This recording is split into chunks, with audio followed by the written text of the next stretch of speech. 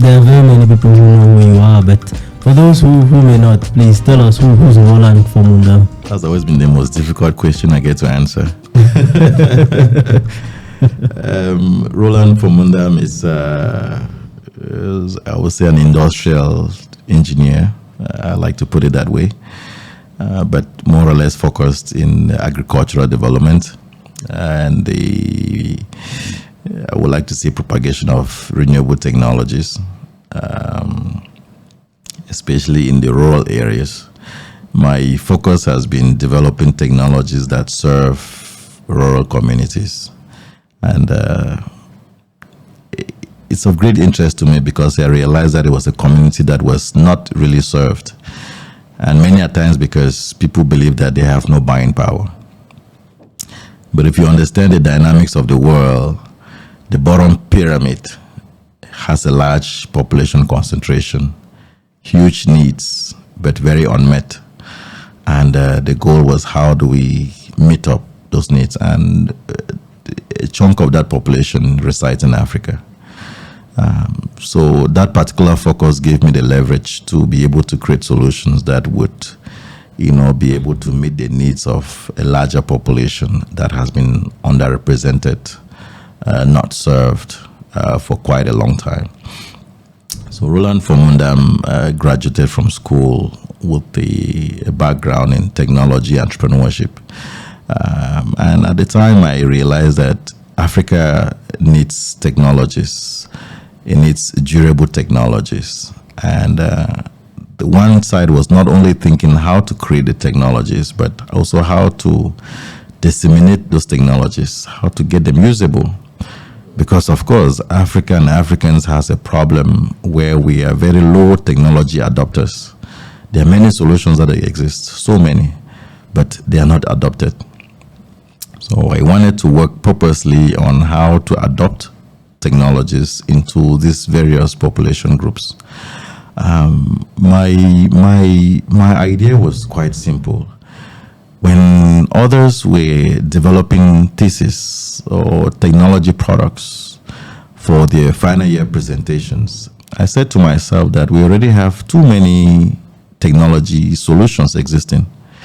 So my idea was more or less traveling different universities, identifying technologies that have been developed by students from previous years, and then marketing those technologies. So I was one of the pioneers in technology commercialization from US universities. And it gave me the opportunity to work with schools like Harvard, like MIT, Georgia Tech, Stanford, Northeastern, where I schooled, work with Waseda in Japan, and Holland Dutch in Holland, which is, of course, in collaboration with Pennsylvania State University. That's where the greenhouse technology was born. So prior to that, I had introduced about 7 other technologies, which, of course, many people use them today, and they've never really known where they came from. Today, if you see these cook stoves that we use that have clay in it, we're the ones who introduced the clay in those cook stoves. Previous to that, it was just metal casings, and you just put your charcoal stuff. We introduced things like green charcoal. We're the first to ever do green charcoal in Cameroon, which is charcoal made out of grass, burns with no flame, no smoke. We did mechanical water pumps. We did, solar cookers, solar dryers, solar dehydrators. So a lot of those areas, corn shellers, granite shellers, before coming to the greenhouse. And just to dive into that, the greenhouse idea came out because since we worked a lot in rural populations, I was based at the time before the crisis in the Northwest in my village, in Bengui, and then worked with the neighboring villages. And at the time, we realized, okay, majority of the populations are farmers. So if we needed them to buy our technologies, then we needed to empower them economically. If not, then we would have to find ways to either beg for donations or go in for subventions, and none of them are sustainable. So the idea of the greenhouse was a product that would allow farmers to make more money using small lots of land. We had realized that the farming population was aging and it was reducing, but the population was increasing. So there was a huge pressure on farmers to produce, to feed their local populations. Yeah. Which is why at one point in Cameroon, we were importing food. Cameroon was even importing tomatoes. Being the second largest producer of tomatoes in sub-Saharan Africa, how do we import tomatoes from a country that needs those tomatoes? It didn't make any sense. So that's how the greenhouse idea came up to be. We founded a company called Greenhouse Ventures, which most people know today. But I just wanted to give that background so people get to understand a lot about what has gone behind before coming to where we are today. When I did my studies in the US, moving back to Cameroon, I was a lecturer at several universities where I lectured in innovation and entrepreneurship. And one day, a very sad reality hit me, because in my level 400 course, I had this question where I asked students, give me an example of entrepreneurs that you know. And believe me, more than 10 of them never listed one Cameroonian entrepreneur. You see that sad reality? Which meant that you were in class teaching about entrepreneurship, but nobody believed that they could actually be entrepreneurs. They would all talk about Mark Zuckerberg and all those guys that they see on social media abroad. So there was no point teaching guys who don't believe in what they're learning. So I actually stopped teaching after that semester and said I would get into the field and not only be an academic tech developer, but I wanted to be a practitioner of what I was teaching. And of course, that's how I stopped teaching, then got into the field, got into the farms. So today, people know me as the guy who's in the farm, but it comes from a long place, and a place that I believe that once you understand that course, then you can appreciate it even more than what it is today. Yeah. Well, that's great. It's great to hear about the fact that your love for entrepreneurship and what you do now was really born out of seeing the need in the marketplace. But for the average young person, the average Cameroonian or African that's sitting and probably listening to us, they would have a hard time seeing the link between you talked about your village Mbengui, which is of course a small rural community. So how does someone live Mbengui, a small rural community, to be able to get to these heights and study in the US, work on all this research at you mentioned Harvard and Stanford and other top tier universities? What was that journey like? It's a journey that is driven by curiosity. It is driven a lot by dedication and desire to want to do something different. I come from quite a big family. Our grandparents had a lot of wives, so they have many kids, and who are doing okay. And many a times there is that tendency where you want to follow regular footpaths. Of course, it is nothing new to say that most families, they pride their students, their kids, who are medical doctors, who are engineers, who are pharmacists, who are lawyers. Those are like the typical professions. For me, of course, when I went to the US, I was a pharmacy student. Up until the point where I realized that I wasn't doing that for me, I was doing that for other people. So I kind of got into a point where you have to find yourself. You have to really find your own calling. It's what they would call purpose. So just to answer to you, it's a journey that has been purpose driven. Finding your purpose in this very big sea of opportunities, it's very tricky. My mentor would always say, the most difficult thing is finding your own tree in the forest. And once you find your tree, the other part now is to climb. But they always made me understand that you should know that the tree that grows the tallest is the most flexible. So on all of this has been a lot of flexibility, being able to wear different hats at different times. switching different courses, not shy to restart, and continue to find things that most people don't find normal to do. I would drop out of pharmacy and I would decide to be a farmer in a population where the farmer is the least regarded person. You get it. I came back from the US and I didn't live in Douala, Yaoundé, the big cities, or even Bamenda. I lived in the village. My house was there up until the time of the crisis. But because I understood that for me to work with farmers, I have to live with farmers. I have to understand farmers.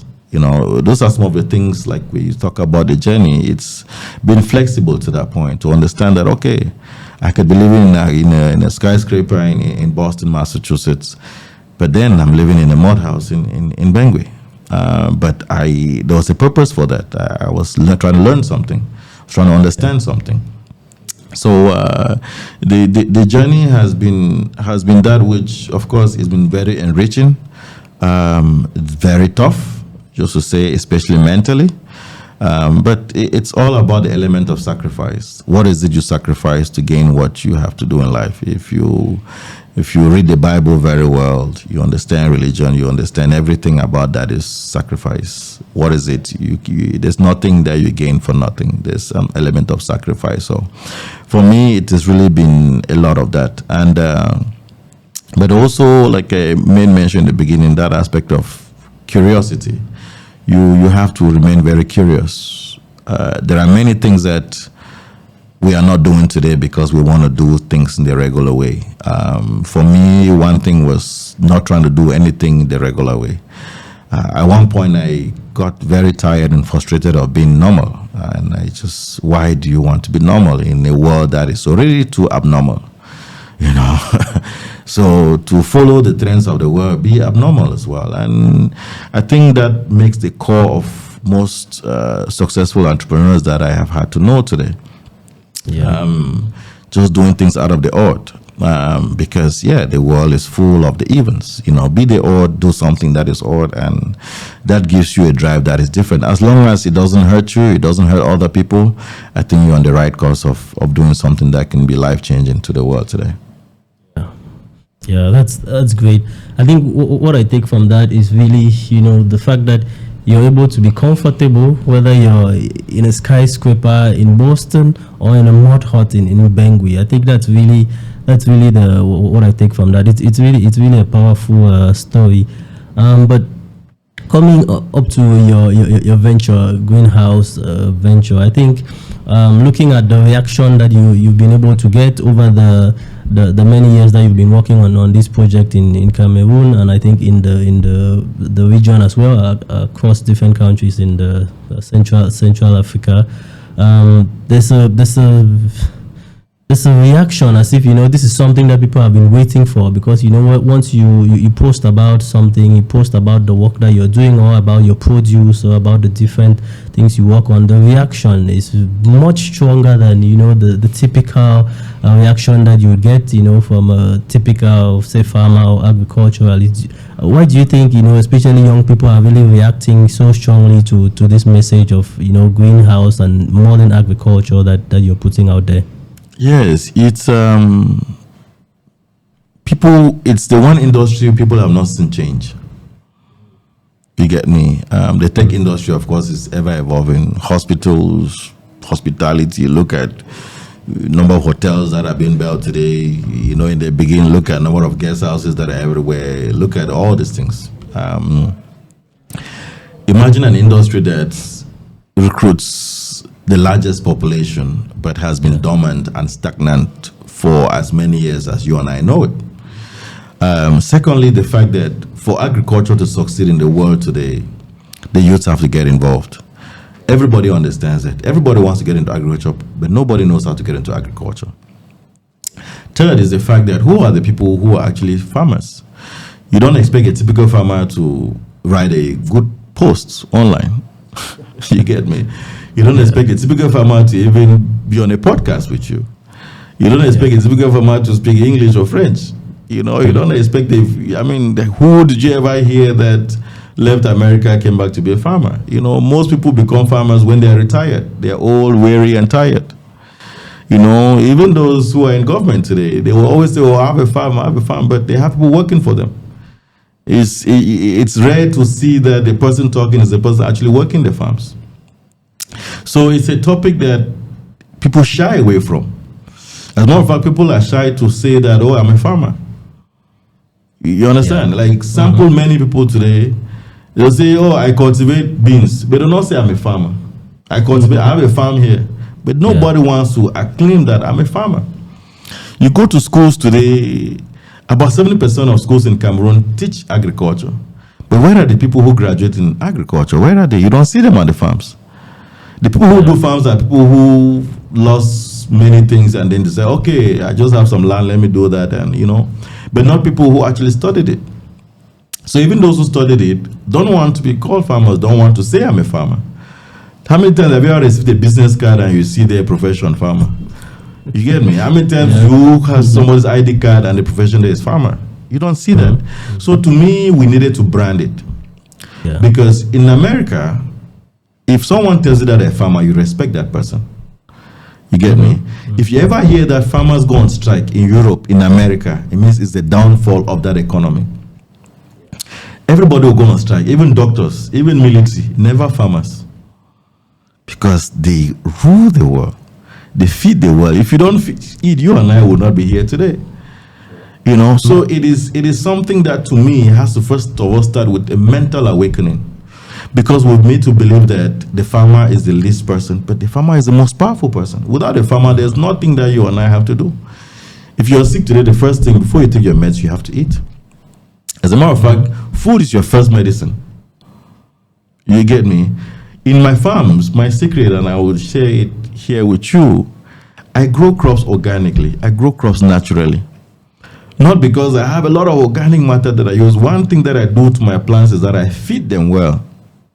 I overdose my plants with food. Because I realize that once they have food, their immunity is stronger. They are not susceptible to insects and diseases. So I don't have to use insecticides and pesticides and all of that. Once the plants are well fed, and I understood that. Same thing with animals and with humans. Feed them well. You get me? So I just realized that where there is crisis is because there is no food. Just look around the world. Any country where they have no food, they fall into crisis.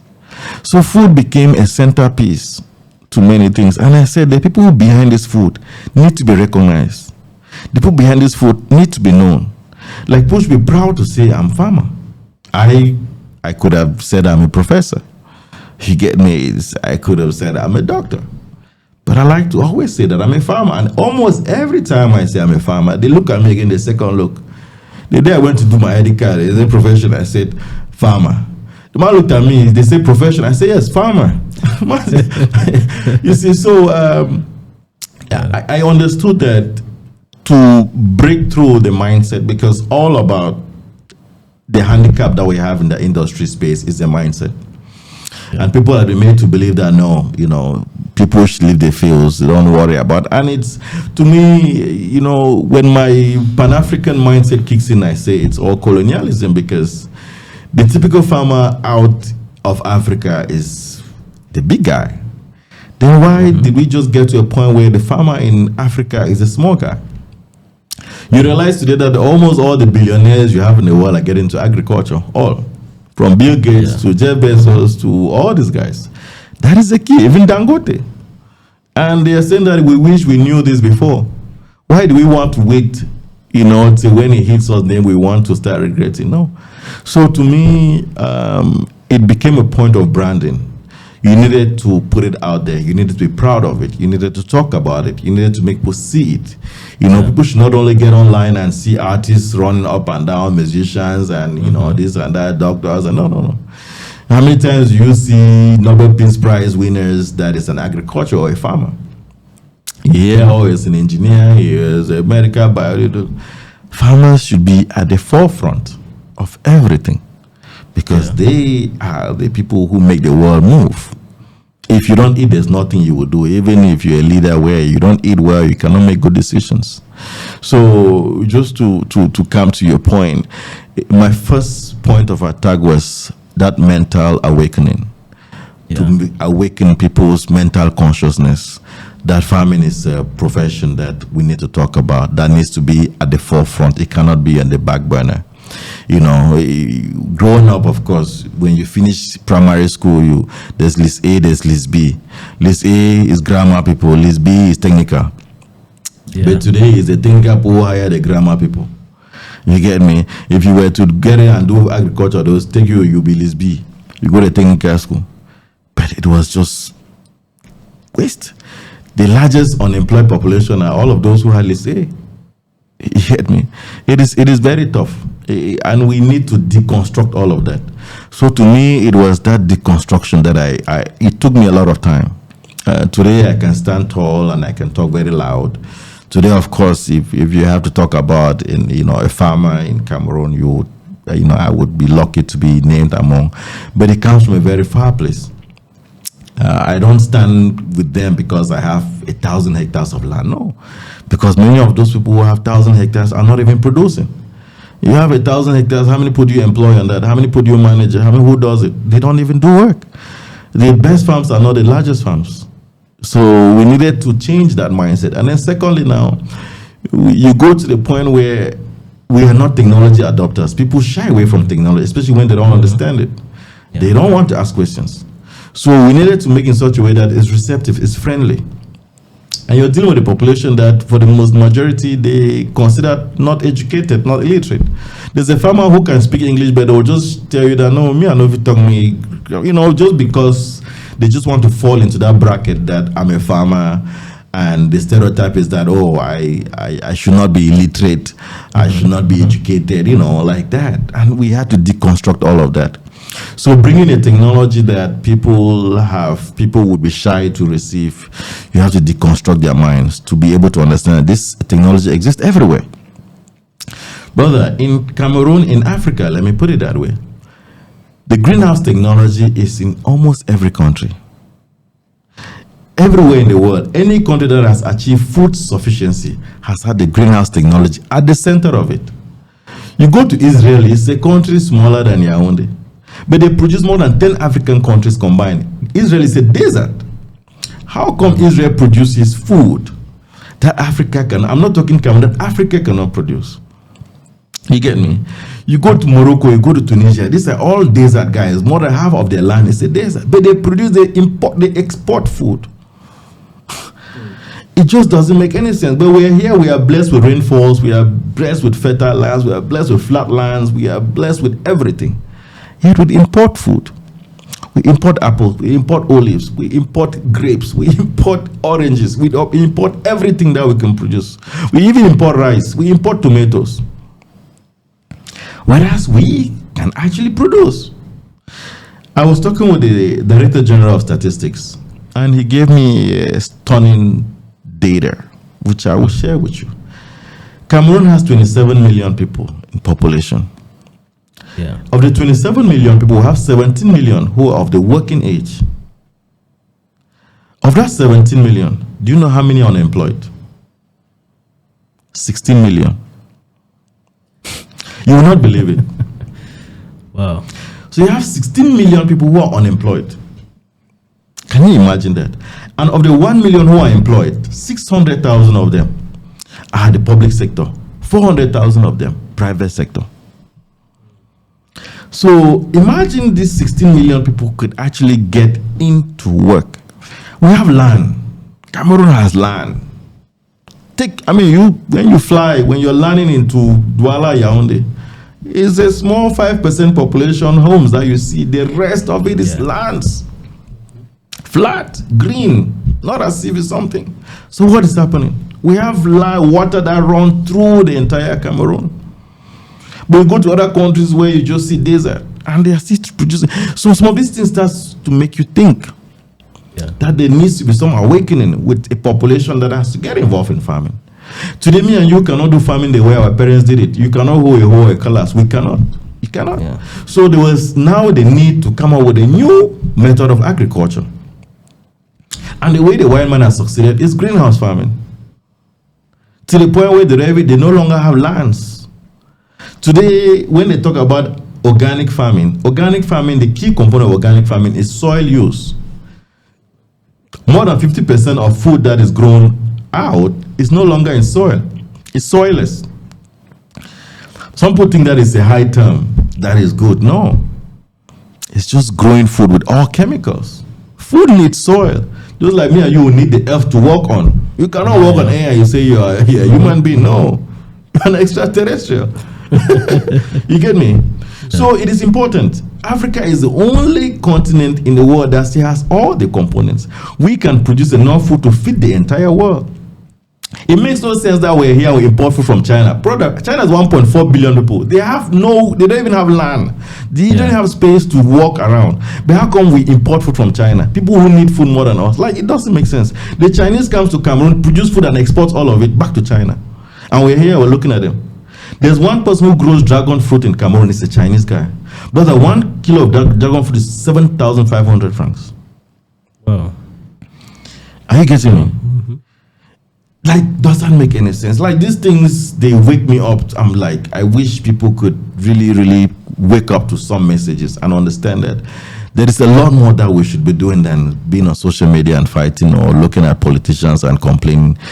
These guys just need food like me and you need food. Just get in the farm and grow your food. That's why I don't complain. Sometimes people think that maybe I am silent about it. No, I'm just too focused on things that matter the most.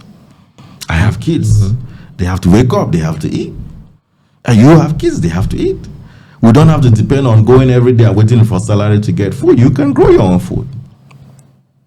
You can grow food that you don't have to go to any market to ever buy food. And that's important. So I think for me, there was a lot more that my messages needed to carry because, most farmers work in the background. They don't talk. They don't share information. People want to get into farming. They don't know how to get into farming. You end up going to see some consultant who is in Bastos in some skyscrapers and he will do a business plan. This is somebody who's never been on the farm. This is somebody who doesn't know anything about agriculture. But they just understand that, okay, they can go to a bank, they can get business plan, work up documents, and then they tell, okay, you can come and invest in this, you can do it. No, it doesn't work that way.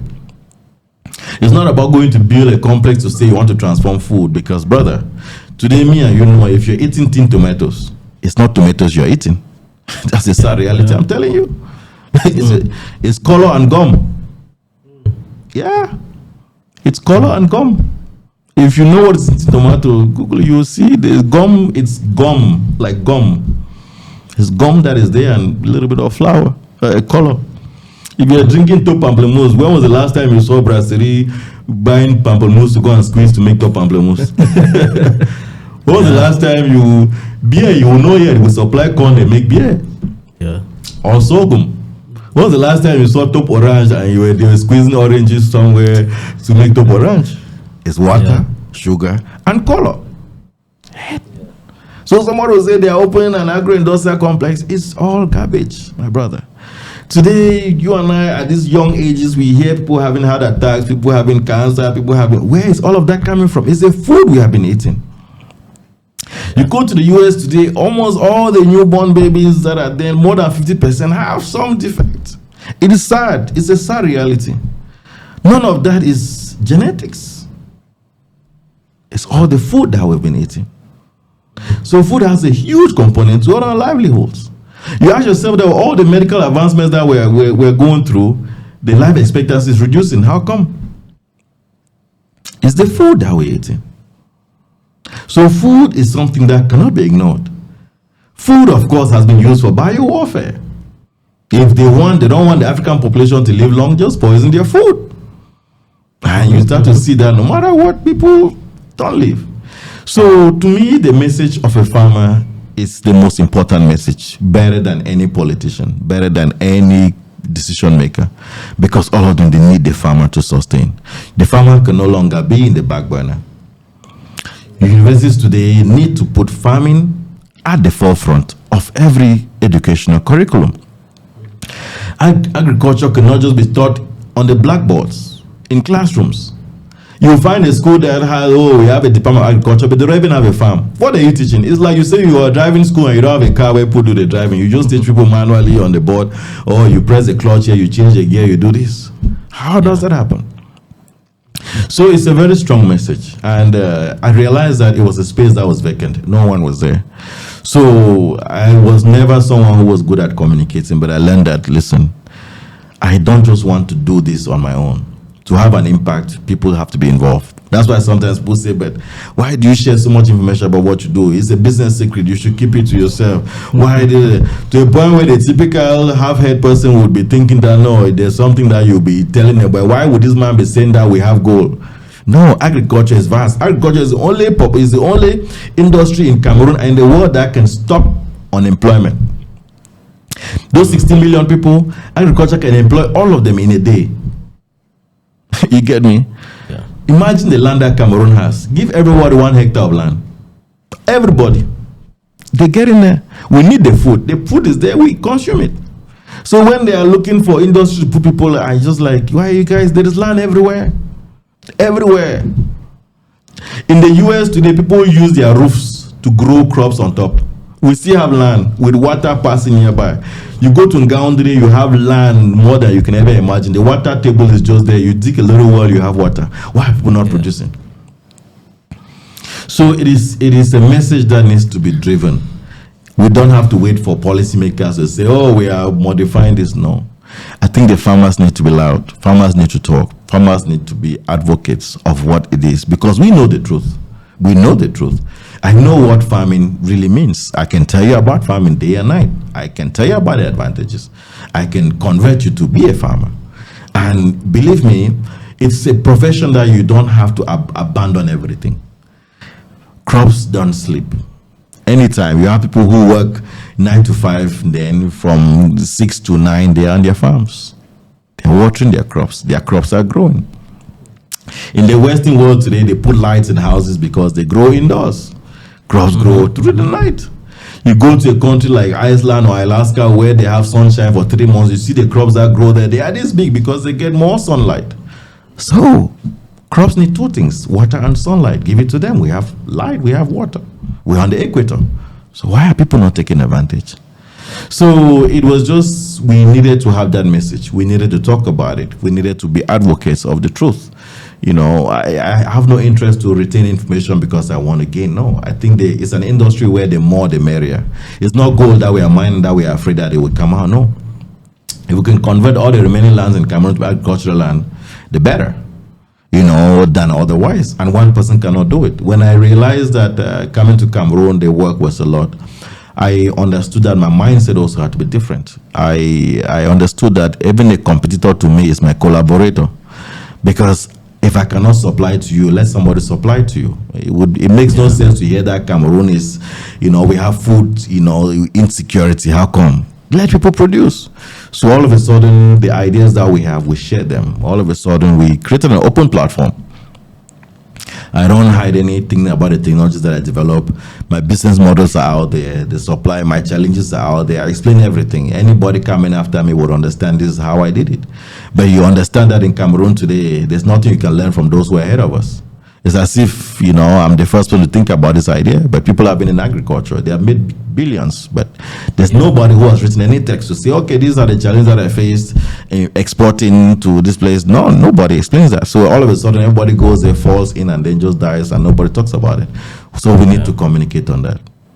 Yeah, definitely. I think you talked about a need to have that mindset shift. I think that's really important, especially sharing all the information that you share, to be able to have people, you know, see things a different way, and to be able to, you know, improve that. And that's also something I was going to talk to you about, that unemployment that you mentioned. It's a really big issue, and I think with that mindset shift, you know, we have a lot of people who are sitting around looking at places, but I think agriculture can really be a field where, you know, they take that energy, they take their youthfulness that they have, and be able to put that to work, producing food that can be sold to other areas. I think definitely that is the way to go. And also looking at and what do you do specifically in terms of the technology which you talked about, with the ideas that you share, the technology itself,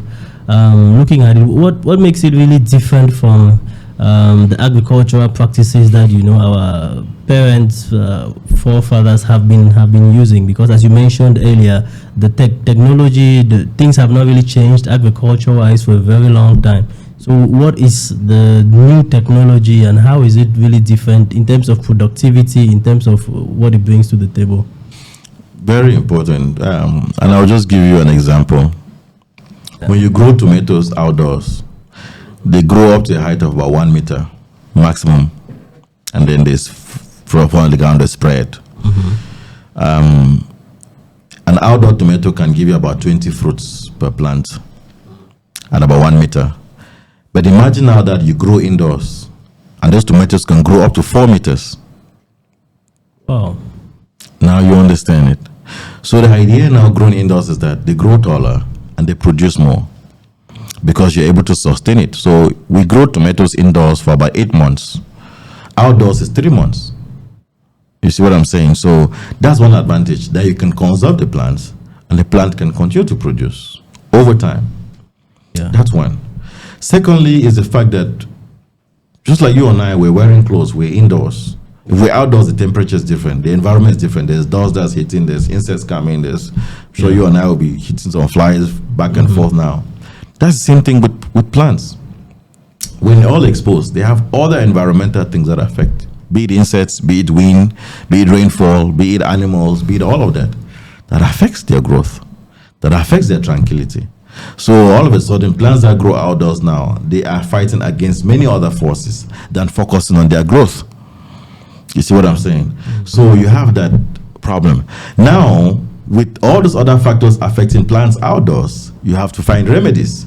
If insects are attacking, you have to look for an insecticide. If pests are attacking, you have to look for a pesticide. If fungi is attacking, you have to look for a fungicide. If this, so all of that increases the cost. Now it reduces now the strength of the plant because now the plant is all medicated. You get me? Yeah. That's what is happening with plants. So all of a sudden now, what I can produce indoors, like indoors, for example, if I tell you that I have 10 tomatoes plants growing indoors, each of those tomato plants will give me about 40 fruits. Each of those 10 fruits will give me 1 kilogram, for example. So I can make 4 kilograms per plant. Now of the 10 plants, you can see what it would cost. Now outdoors, if you have 10 plants outdoors, and each of them can only give you 1 kilogram because they only give you 10 fruits. And of the 10 fruits that they give you, you have some that will get bad because you've been spraying a lot of insecticides or chemicals. They cannot last long. Or insects have been eating some, they cannot be good. Or, they've been hit by rain. Of course, rain is acidic. Rain, as a matter of fact, as good as it is to plants, also infects plants. Yeah, it also infects plants.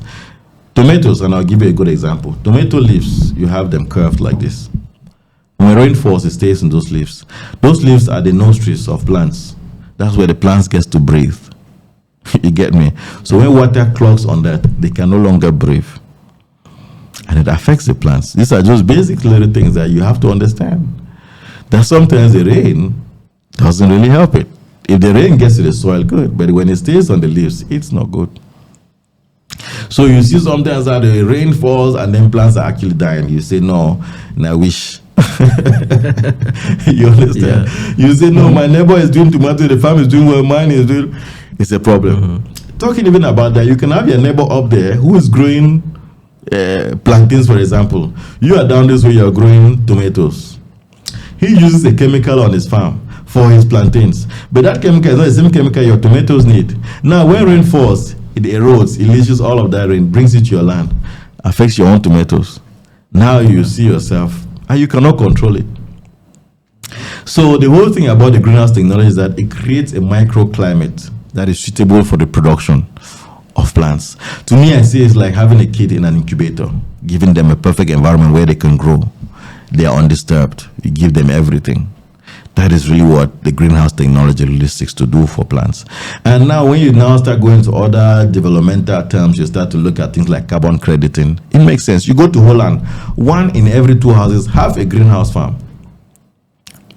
So what does it do? It makes people not having to go to the market every day. The reason you see traffic in this very Yaoundé is because people are going to work or going to the market. Those are the two places that they're going to. They go work money to go to the market. The traffic is always there. So imagine that people didn't have to go to the market this much. They don't have to pollute the environment this much, because every time you and I walk out, you're spending air. You're polluting the environment. That's what carbon crediting is all about. So with greenhouses now, you realize that people can actually cultivate crops near their homes and they don't have to go places. Then imagine also the fact that we now start to bring farms in the urban areas, urban agriculture. Back then, we used to believe that agriculture had to be in the rural areas. Somebody had to walk 10 kilometers to go farm to market. All those complaints. But you look just around here where we are, I see a lot of abandoned buildings. Abandoned. A lot. Imagine that those land are abandoned lots. You see Maison Familiale, Terre Familiale, Nepa Avant, all disputes everywhere. If you can convert all those abandoned lands into farms. I have farms where I build them for particular localities. I've been very strategic with my work because I identify new layouts, new lots. If I identify there's a new quarter somewhere, those people need a market. Eventually, they need a market. You go now, you build greenhouses right next to them. So I always get a lot when people are buying lands. You go like to Gulf, for example, those new neighborhoods. Where they are buying land there for 100,000 francs a square meter. I take my own land and I put my greenhouse farms. Those people, of course, buying land very expensive, building very expensive homes, they want to eat good food. Those are the guys that would value buying lettuce for 3,000 francs, 5,000 francs a kilogram. Because it's natural, it's organic, and they see it. And most of them, they love the fact that, coming back from work, I stop at the farm, get produce. Most of them, they are people who have lived abroad, so they understand, neighborhood markets. So those are all things that, the technology seeks to bring, because you can now produce food. In Douala, for example, we built a greenhouse at the American school on top of the building. For the first time, kids at the American school, the most expensive school in the country, could also have a farm on their campus. Now they could call their parents at the end of the year and say, Papa, Mama, I grew bell peppers, I grew strawberries. You teach them that, because our kids today, they are so far off from the real production. They don't see farms. They don't know where oranges come from. They know where tomatoes come from. They just eat. They don't know where pineapples come from. We are punishing them. We are doing them a disfavor. So greenhouse farming is farming that I'll call it portable farming. You can carry it anywhere. If I build your greenhouse here today and you're moving out from this house, come on, carry it and take it to the next side that you are. So it made it important. It made it easier. It made agriculture very flexible. You see, in my way of life, it's all about flexibility and simplicity. How do you make something very flexible and very simple? To me, those are the two keys of success. And once you can make farming that much, it makes it easy. Tesla today is rising up because he made cars simple and flexible. You can drive a Tesla for 5 years and never have to go to the garage. He made it very easy. You don't have to stop at the gas station. You don't have to be worried about it, because the world wants things to be more simplified. And greenhouse technology simplified agriculture. It is not a technology, because people look at the technology and define the no, it's about the processes in it.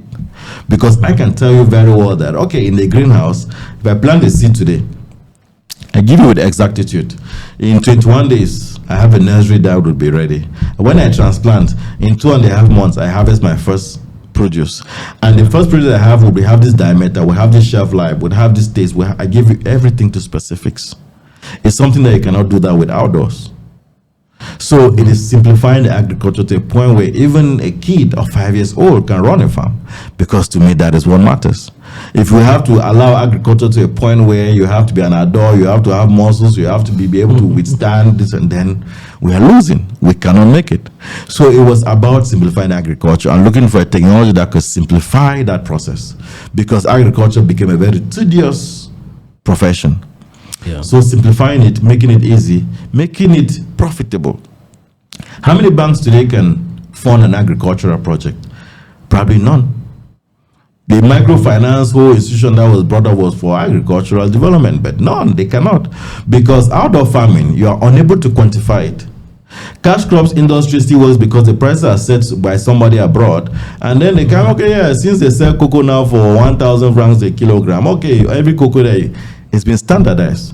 Back then, we had the Cameroon marketing board that was able to standardize our vegetables. We no longer have it. So today, you go to the market, tomatoes, 2 tomatoes is 100 francs. Tomorrow, the same tomato is 1 tomato is 100. The next day, you go, is 5 tomatoes. It doesn't make any sense. So the farmer that is producing today doesn't know how much will sell. So that is the problem. We are unable to standardize agriculture. Greenhouse farming is the only platform where you can standardize agriculture. I can tell you that in a greenhouse farm of 8 meters by 15 meters, I can have 250 plants, and those 250 plants, they can produce me 500 kilograms of tomatoes or bell peppers of this after 3 months.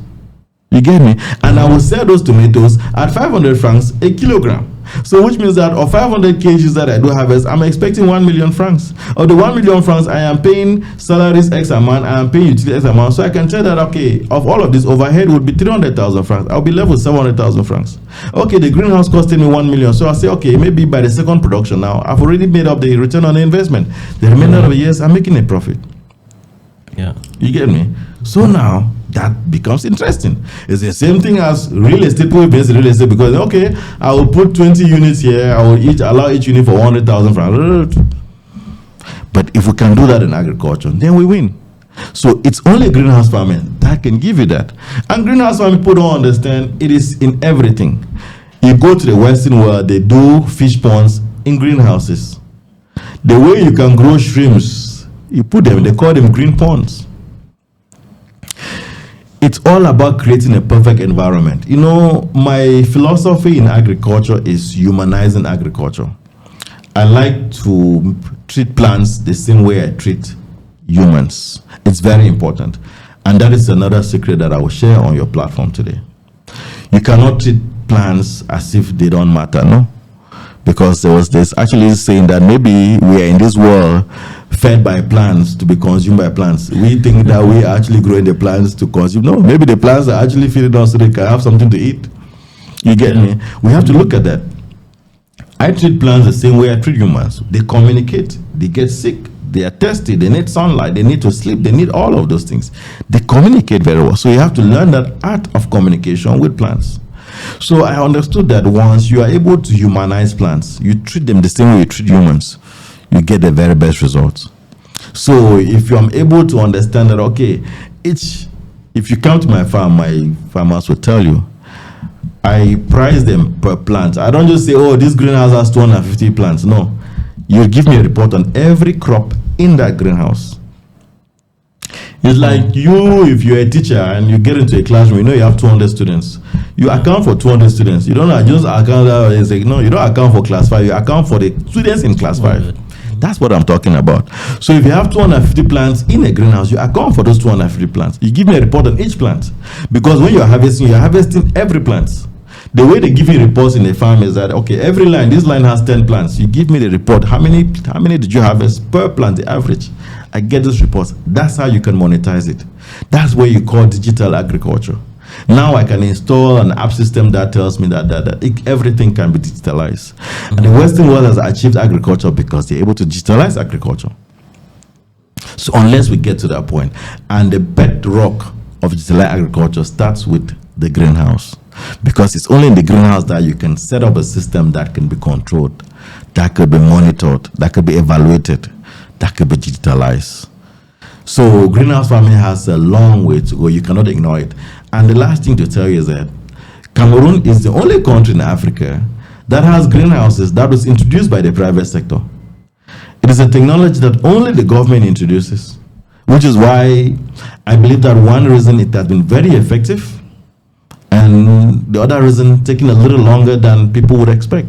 But believe me, many countries have tried doing it, especially when the government brings it in. It fails in many ways. Do you know that the first greenhouse in Cameroon was brought in 1995? Oh. It was a glass house. And do you know how much it costed, my brother? 500 million. Wow.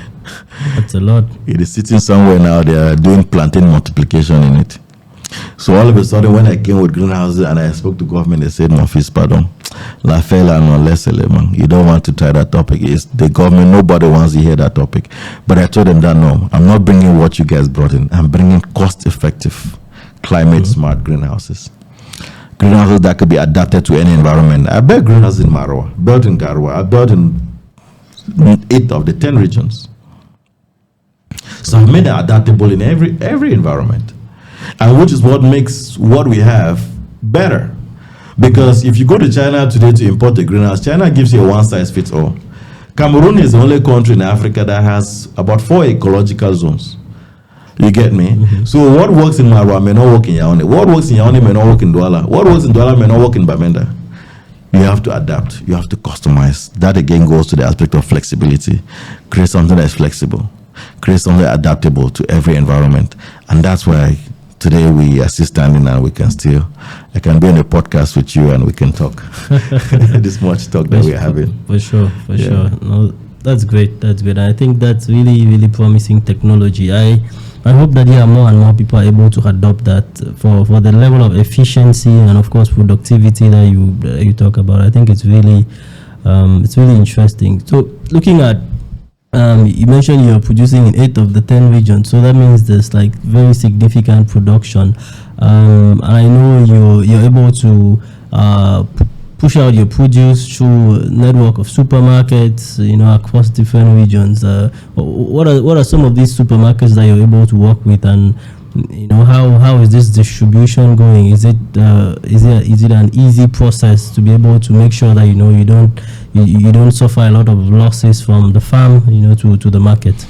Yes. So one is that I have produce in every supermarket.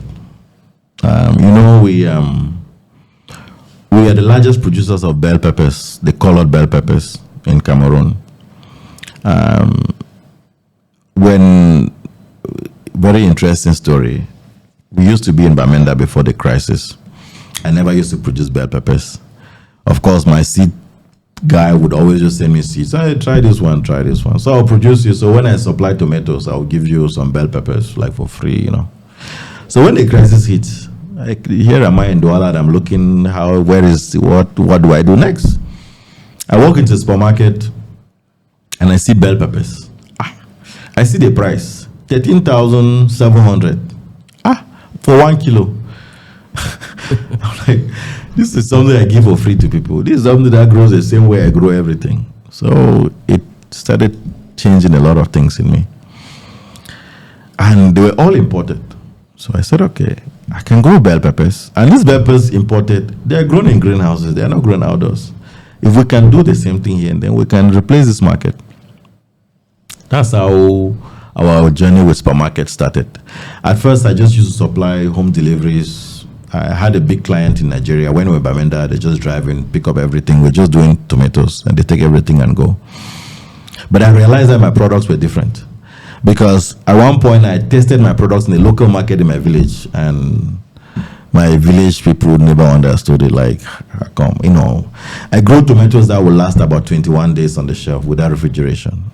My peppers will last 14 days. Cucumbers will go about 16 days. No, I had cucumbers in Bamenda. In Douala, it's different. Douala will be 16 days. In Bamenda, cucumbers lasted 42 days. I even had a cucumber that lasted 42 days. Natural. So this is one aspect, because the one problem that we face is preservation of produce. So I realized, okay, we can do things. So just to come back to your point, when I realized that there was importation of the things that we can produce, now we have to get to where we can start to produce things that we imported. Tried the first, they went very well. I tried getting supermarkets, nobody gave me the door to enter. Oh, Cameroonians are not ready for Cameroonian grown bell peppers. They are not ready. They I'm like, maybe they are not ready because they haven't had it. Because you buy what you see. You don't buy what you hear. You buy what you see. If you go to the market today to buy plantains, there's no plantains. You see cocoyams. You buy the cocoyams. That's what it is. Mm-hmm. So people buy what they see. It's a market philosophy. So they rejected me in every supermarket. 2015, every supermarket rejected me. I told them I could supply to the point where I built a greenhouse in Douala just to go and show the general manager of one of the supermarkets. I mean in Douala, like in Lokbesu, like center Douala, to just go and show him. The man came there with his kip and saw it and said, no, this one is not enough to supply them. I'm like, what does guys really want? Then I realized that no, these guys, if I'm going through, and they have a reason, they have a point, because one thing with supermarkets is like, okay, we already have somebody that we're importing from. We have been consistent with importation. So if we have to start taking from this guy now, and then he doesn't supply us consistently, what do we do? So I understood where they were coming from. It's business. So I took an approach, geopolitics. I came and I saw the Minister of Commerce, and I told him, listen, I produce bell peppers. I can produce a lot of bell peppers. I heard the head of state's message and talking about made in Cameroon and import substitution. I'm a key element in that. He said, oh, my son, are you sure you can meet up? I am. I can make it happen by the grace of God. It's possible. So he said, okay, go and see, I went and saw the director of tax for importation, for the customs. Same thing. So what did they do? They increased taxes on imported bell peppers with the accord that I have to produce. So for me now, I needed to produce. Of course, now I cannot be the same only person producing because I'll not be able to meet up. That's one of the reasons I put out greenhouses, gave everybody, created a franchise model. Everybody could own greenhouses. Everybody could produce, but let's inundate the markets. Yeah. Today, bell pepper prices are 3,200 in some supermarkets. So you see them from 13,700. Now, color bell peppers are everywhere. You get what I'm saying? Mm-hmm. So I wanted to just give you that to show you how we actually penetrated the markets. It wasn't like somebody was sitting there and today they need bell peppers everywhere. Today it makes no sense to import the bell peppers. And we've taken from bell peppers, we're doing cherry tomatoes, we are doing, beef tomatoes, we're doing broccoli, we're doing cauliflower. My goal is anything that is imported that I can produce, I get on it. I want to start doing dragon fruit. I want to do everything that I can grow. I want to start growing blueberries. You go to South Africa to do blueberries. They make wine. Why can't we? I was in Mali, they grow papaya in greenhouses. Yeah. I wish we could show a video. They grow papaya in a greenhouse, and then when it's already overgrown, you just cut it and you allow it continues to grow. It's regenerative. You don't have to get everything and restart everything. There's so much that we are not doing. You see, so I understood that with me and supermarkets, there had to be an element of consistency, pricing, value. So today, I am in every supermarket. Maybe not even for my farm, but we have everybody that produces under greenhouse ventures. We have, like I said, the franchise model that we developed. We've been able to. We have over 500 greenhouses on the national territory built by us, and people are producing. Of course, we have a training section and academy where we train people. And to that note, we are the only school in Africa, not Cameroon, Africa, that trains people in greenhouse agriculture. Nobody wants to give out that knowledge. Nobody. They prefer that they will recruit you, you come and work for them, they keep you, you learn from there. And you have farms that it is the chief agronomist who comes and, they still keep their trade secrets. They don't want to tell you what they apply on their farm. They don't want to tell you what they do here. They don't want to, they hide everything just because there shouldn't be any transfer of knowledge. That's why the model that we have, the franchise model, we are the only ones with this franchise model, as far as I know in the world. Nobody has this model. And because I realized that if we didn't do it, we will not have enough production. We will not be anywhere. People will still be questioning, baby Roland, you should have just come, bought your 10 hectares of land, put your greenhouses, produce, be a billionaire by now. I'm like, no, my prayer is not to be a billionaire now. I want to be a trillionaire. I want to make sure that there's enough money that these kids, even if they squander it, they would have enough to still go for many generations. You create something that is a legacy. Yeah. We are not looking to create businesses that the moment we close our eyes, then they think the business is closes with us. That's what you see today in Cameroon. Almost every person who was ahead of us, once they close their eyes, the business is closed with them. There's no continuity because it wasn't set up to be that way. So yes, we work with supermarkets to the point where we gained a lot of credibility. Today, there are supermarkets that will supply everything, but it comes with a lot of challenges because, of course, there's a lot of these challenges that exist in business. Either that you're taking the market from somebody, either that is, why is it this guy who is supplying? Why is this small Bamenda boy who is doing it? Why is this guy who just came from America? You had, they're posting, but this man, you already had everything in America. Why did you come? Leave it to us. There's all the challenges that sometimes you ask yourself, but do people really want to change in this world? Because it doesn't make any sense. Sometimes someone just has hatred for me for nothing. Nothing, but you're still buying my produce. You understand what I'm saying? Yeah. So sometimes, like they say, it's only the kid that buys a finger that feeds them, and you have to understand that they are kids. You, the mother, you will not starve the kid because they beat your finger. We just have to do what we are doing. So yes, we have been in every supermarket, and we introduced a model supermarkets which nobody could beat today. Supermarkets, I gave them a deal that no one could offer. I'm the only person to have given supermarkets fixed price. So I get to a supermarket, I tell them I can supply you tomatoes, same price from January to December. Yeah. My price will not change no matter the fluctuation in the market. Which supermarket wouldn't take that? Because you go to a supermarket, you're going to a place where you know that you need fixed pricing. You don't want to go there to buy a bicycle today. They say, no, we are not, currency is not devaluating or evaluating every day. No, it should be fixed. Because that's the way it is. You go to a market with a budget. You cannot be going to the supermarket as if you're going to an outdoor market. So I gave them that offer. The second offer I gave them was a return policy offer, which meant that if I gave you tomatoes and after 3 days you couldn't sell them, give them back to me. I would transform them, dehydrate, package, and resell. So again, we solved that problem. Because now what supermarkets are doing is that they would only buy limited quantities which they can sell. Most of them don't want to stock things in their cold houses because it doesn't make any sense. Mm-hmm. And then sometimes when they import produce, they keep it in their cold houses. By the time you take it out, take it in, it thaws, and then you go there, you see bell peppers looking like with wrinkles everywhere. Nobody wants that. Yeah, you see. So that was value that I gave them. And all of a sudden, and then the other aspect with consistency. If you want me to give you 100 kilograms every week, every Thursday at 8 o'clock, I'm the one you should talk to. You get me? Nobody could give them that.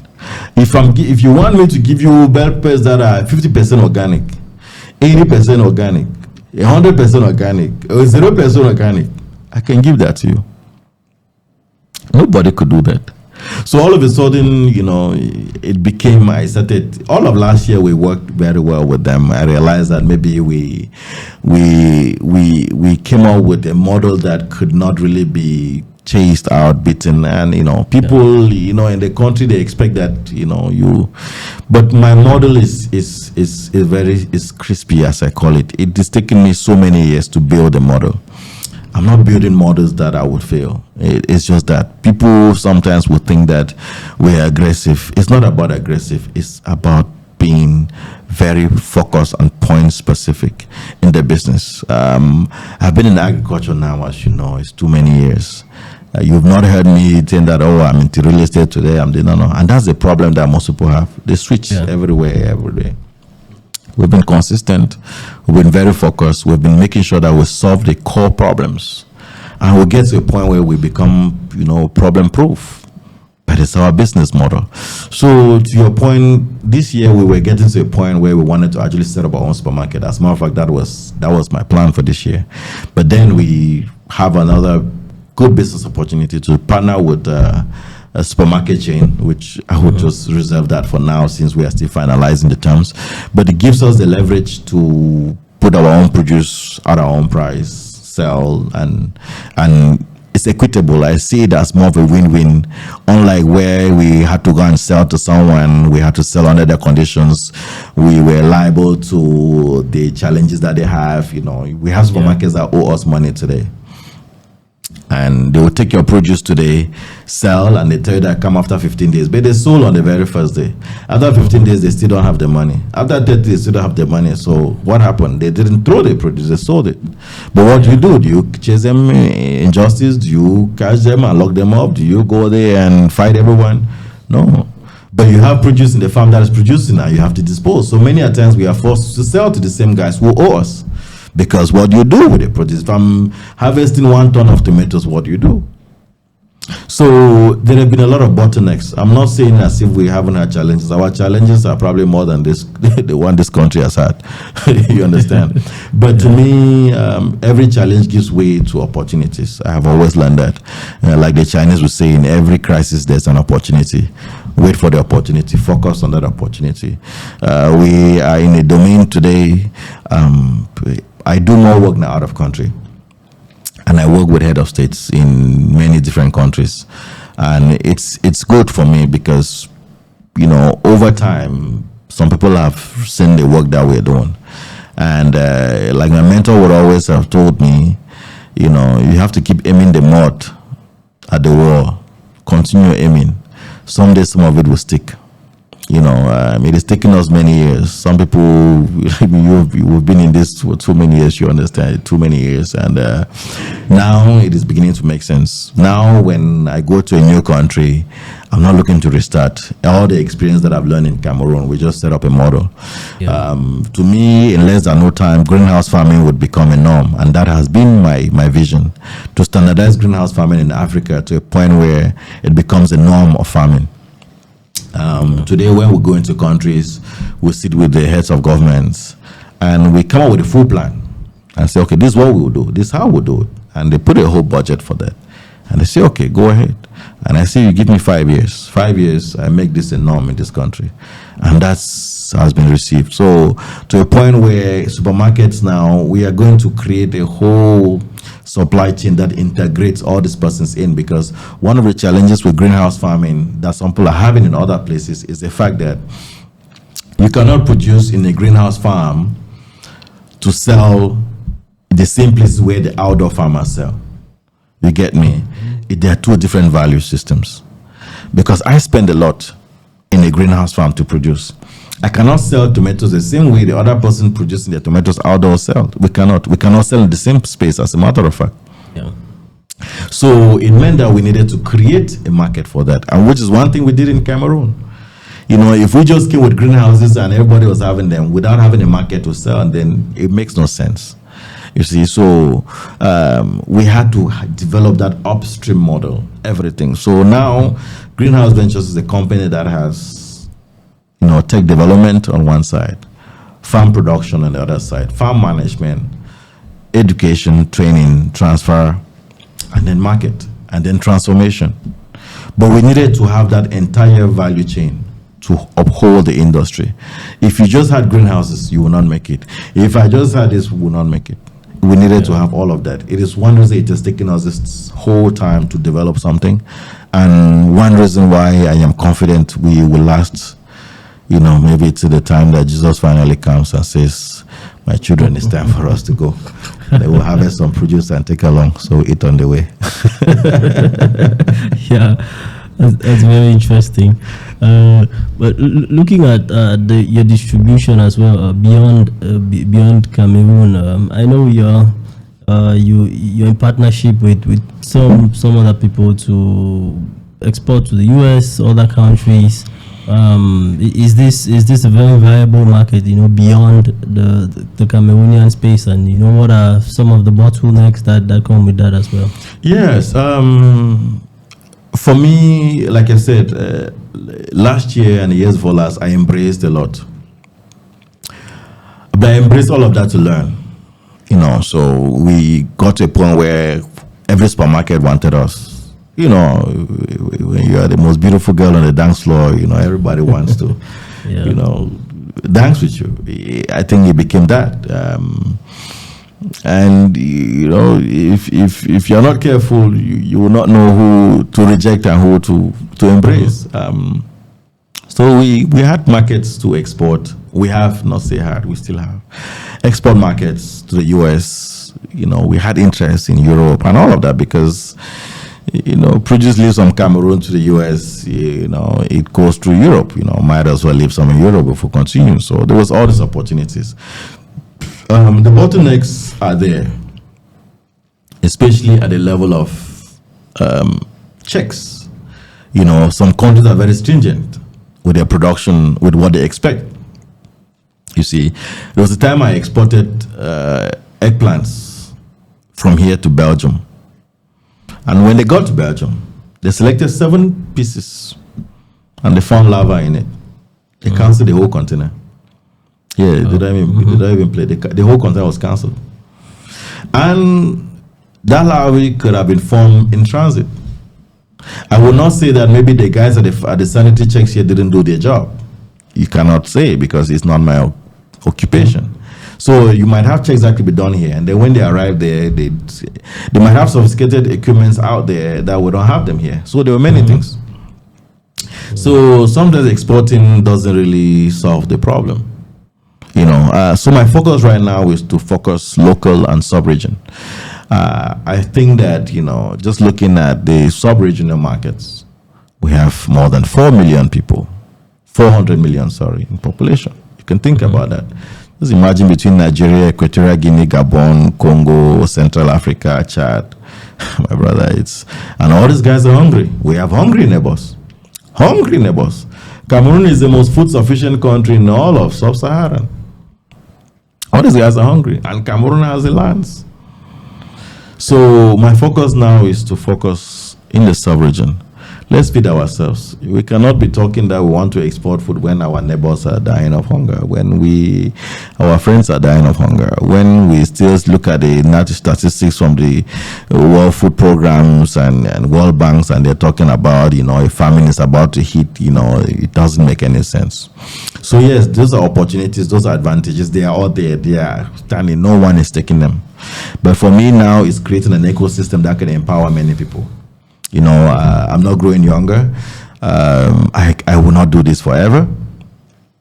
For me now is beginning to see how you enable other people, which is why the interest to go to other countries and start to share the knowledge is what I want to do, which is why I love to sit here with you and share this knowledge, because again, many people will listen to you, they get this information. I may not have time to do this very often.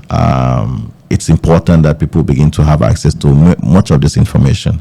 It's important for me. I'm looking at a time when I can even develop a school just for agricultural development. You have flight schools, you have schools for architecture, but where is the school for agriculture that just teaches agriculture? Don't mix agriculture with agriculture is so vast on its own. I'm looking at those things. So for me now, it's really beginning to see how we can enable many people to get involved. My vision is someday to create an agricultural development bank, because I understand the challenges of our most agricultural people. Nobody gets any funding for any agricultural project. I can imagine how challenging it can be. You can tell people that will get into farming, how do they get in? Where do they get the land? Where do they get the funds? Where do they get this? Even to buy seeds. Sometimes we get seeds that have been donated or distributed to us, that are seeds that are already expired. How do you do it? So for us to really do something, it needs to have a broad-based developmental scope for us to achieve at something. And to me, praying God gives me more time, to work this earth and be able to really accomplish a lot of these things. Because to your point about supermarkets, most people just think that the goal of producing is to sell to supermarkets. They're the most difficult people to work with. Very difficult, because it's a very long chain. Everybody has interest, even the gate man. You get there, the guy at the gate refuses that, no, you're not entering today. You'll be calling the DJ. You understand? Everybody has interest. And then we look at the crop that has very small margins. If you start to, you pass here, give one pineapple, by the time you get up there, you have nothing again to sell. But the production is in the farm. The farms are producing. And it doesn't make any sense. That's why I see people who are into cocoa today, they are still doing cocoa for 50 years, but they have not left the mud house that they were in. You see what I'm saying? You don't have a cocoa farmer who wants their child to become a cocoa farmer. Nobody wants that. So all of a sudden, there's an exodus in the profession. All of a sudden, maybe Chinese people will be the ones coming to produce for us in this country, as they are doing already. All of a sudden, we have rice in the north, but we don't consume our own rice, which is better rice, or the one in Dop, which is better, but we want the one from Thailand, because it's in Thailand. And it's all because here in Thailand, this rice is being subsidized. So the price of buying from Thailand, importing it, is actually cheaper than buying it from Dop and bringing it to Douala. So it's an ecosystem that we need to focus on and develop it. not just supermarkets, not just getting the contract worker with them, but there's a lot more that we really need to do in that particular space. But we are grateful to God for what we have so far. Grateful for the time, the energy, the focus that we have, and just hope that we have more time to do many more things in better ways. Yeah, that's really interesting. Looking at some of the social aspects of the work that you do, I know you've been doing some projects in like trying to support orphanages, creating greenhouses in orphanages. I think you call it the one orphanage, greenhouse, one orphanage, one greenhouse. Yeah, it's really interesting. What motivated you to do that, and what impact do you think this has had on the lives of the orphans and other disadvantaged people? I'm smiling big because I'm glad you actually went that far to find out to know these things. We've done quite a lot. I come from a background of a very humble background. Many a times, some of these things we don't like. I will not put it out that much, but the people who have known about it really came back, and I realized maybe we need to talk more about it. So I'll take one, the orphanage. Orphans are very vulnerable persons, and many people have taken advantage of them. So many, and they continue to do. Most people have orphanages not because they have interest in supporting the orphans. It's more of a personal interest, what they get for supporting the orphans.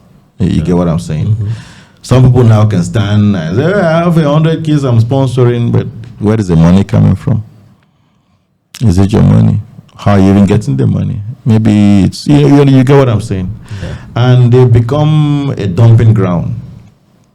It aches me many a times, and I would say this here to you, that when you find these people who make donations to orphanages, carry food, never food, sugar, top pamplemousse, all those things that are all chemical infested, and you go dump it to them and take many pictures, and you're happy that you've given orphanages.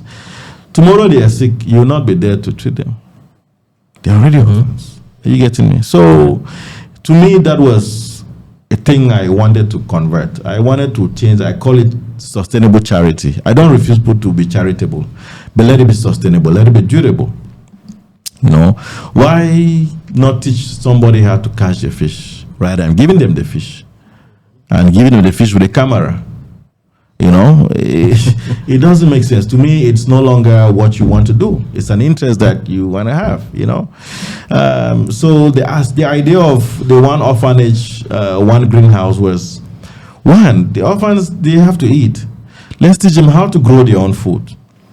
So the program we introduced was one which, of course, if they have the land, we didn't ask them for anything. Show us the land. We build you a greenhouse. We train you, the orphans, how to produce your food. You guys produce your food. Eat what you can eat. The rest you cannot eat, sell to us. So on one side, they had food to eat. The other side, they had money. Because I look at an orphanage as a transition house. It's not a permanent house. Most people, there's interest to keep you permanent there because they should be making money on you, but it's terrible. Don't keep someone with a mindset that they are always orphans. No. Many of us have lost our parents. But that doesn't hold us back. But when you make someone believe that they are orphan, they believe that, they have to remain beggars, you're not helping them. So the whole idea of the one orphanage, one greenhouse was, let's enable them to become sustainable in their own lives. Let's give them the pathways to do what they could have done. They can grow their own food. They can sell what they don't have, what they don't need. And they can make money, so that at some point now, when they are okay, they can leave the orphanage and they have some money on them to go on to do their own stuff. That was the idea of the one orphanage, one greenhouse. We also did at the prison yards. We built a greenhouse at the prisons. Of course, while in the US I worked, we had a program where it was creating an entrepreneurship program for women who were rescued from sex trafficking. And it changed a lot. Because at one point we had a particular group of women and realized most of them were Africans, because they take them from Africa, go through Mexico, come to America, it's a very convoluted journey. And with that, we realized that there were many people who were incarcerated who were not guilty of the crimes. But because maybe they don't have somebody to follow up with them, petition with them, because we had these women who were captured in the US, they have no family, they have no documents. When the sex traffic agents, they take all your papers, they don't even know anything. So we had people who were there. So when I came back to Cameroon, that was something that hit me. You have many people in the prisons who are not actually meant to be there. Not everyone who's a prisoner is a criminal. So what could we do? We offered to build greenhouses at the prisons, built it, trained them. That was giving them some other occupation to do. Most of the food was eaten at the prison yards. What couldn't be eaten, we took it and we sold in the nearby churches. We created them accounts at the time. It was the Express Exchange. Those banks, Express Exchange, right? Yeah, Express Exchange.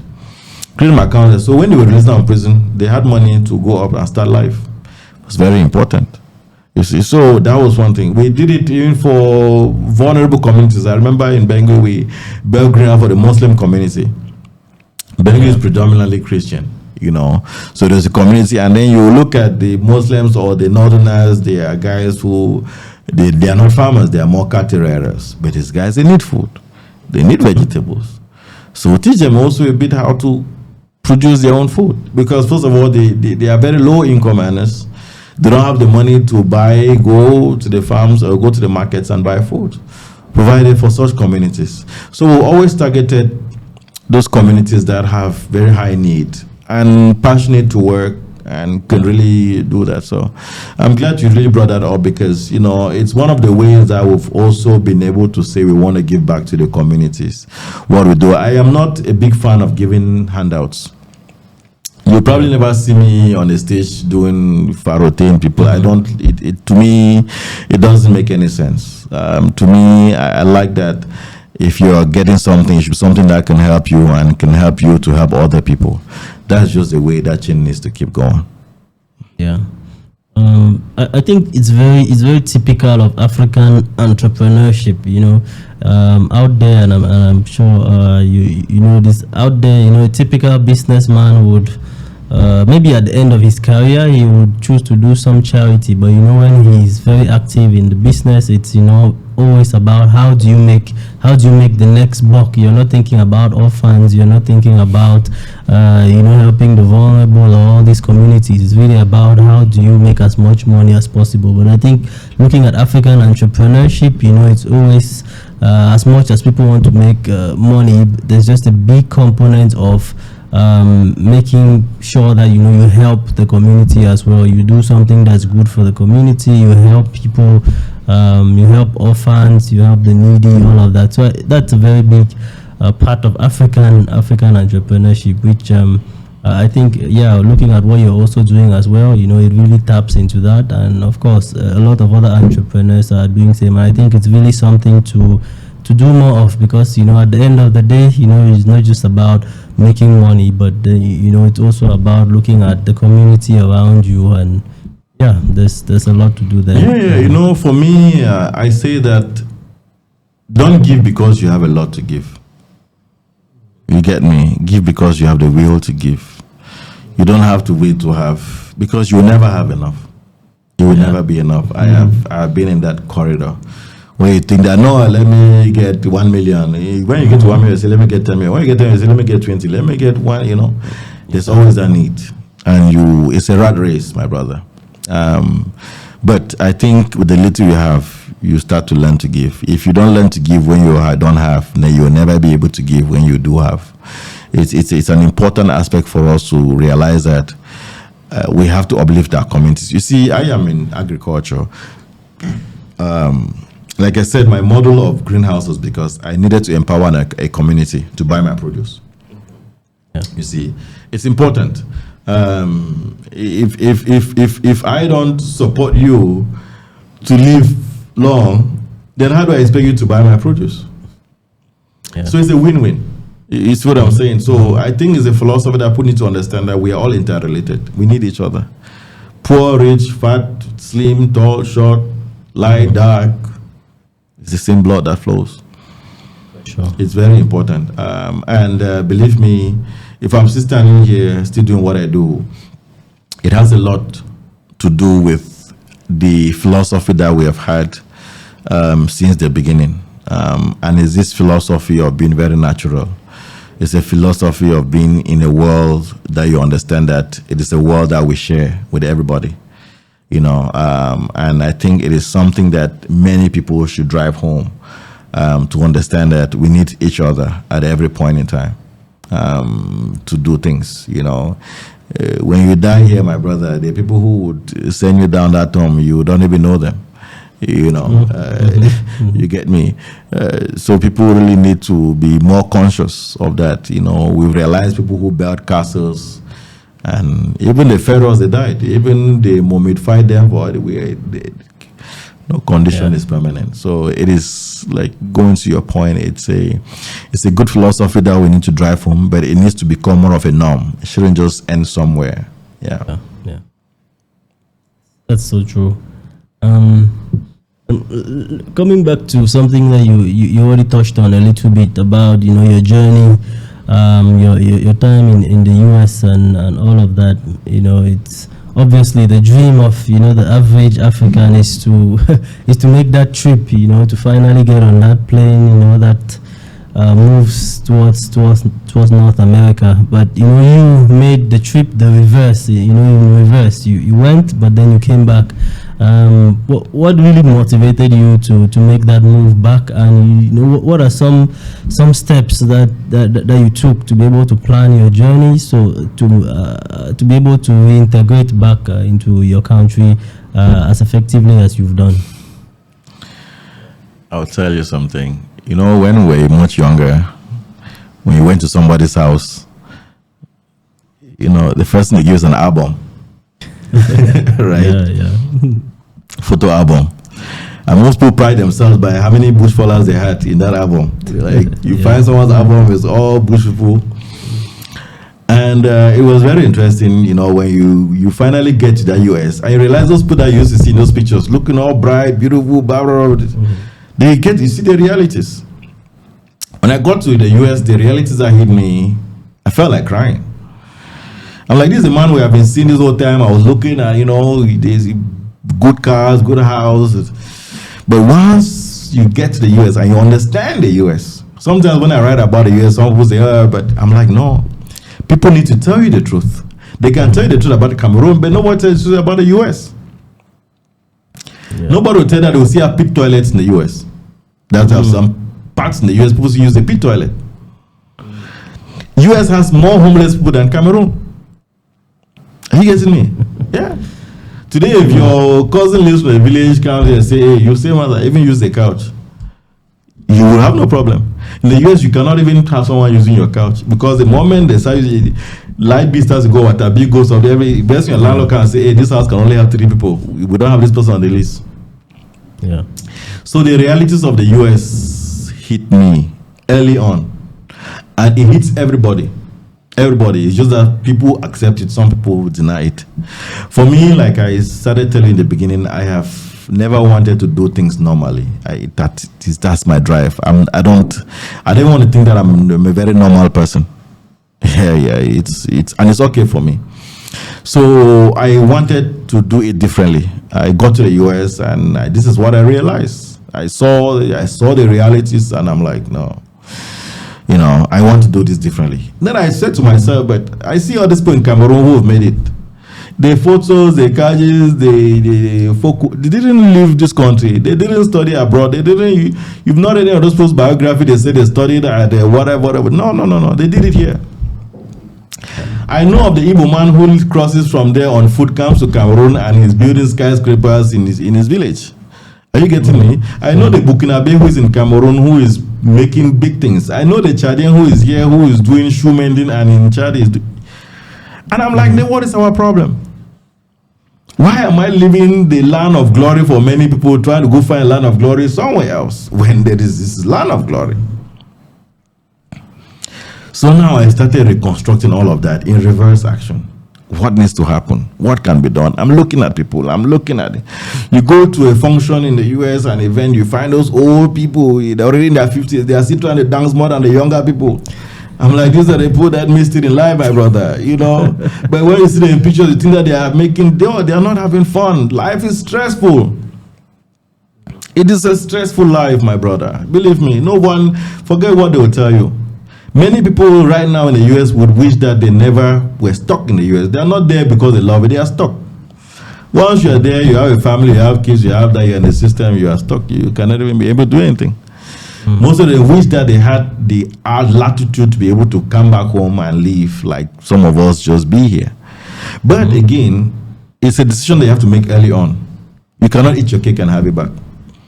I chose that I would move back to Cameroon. I will live in Cameroon, but I will make my own America in Cameroon.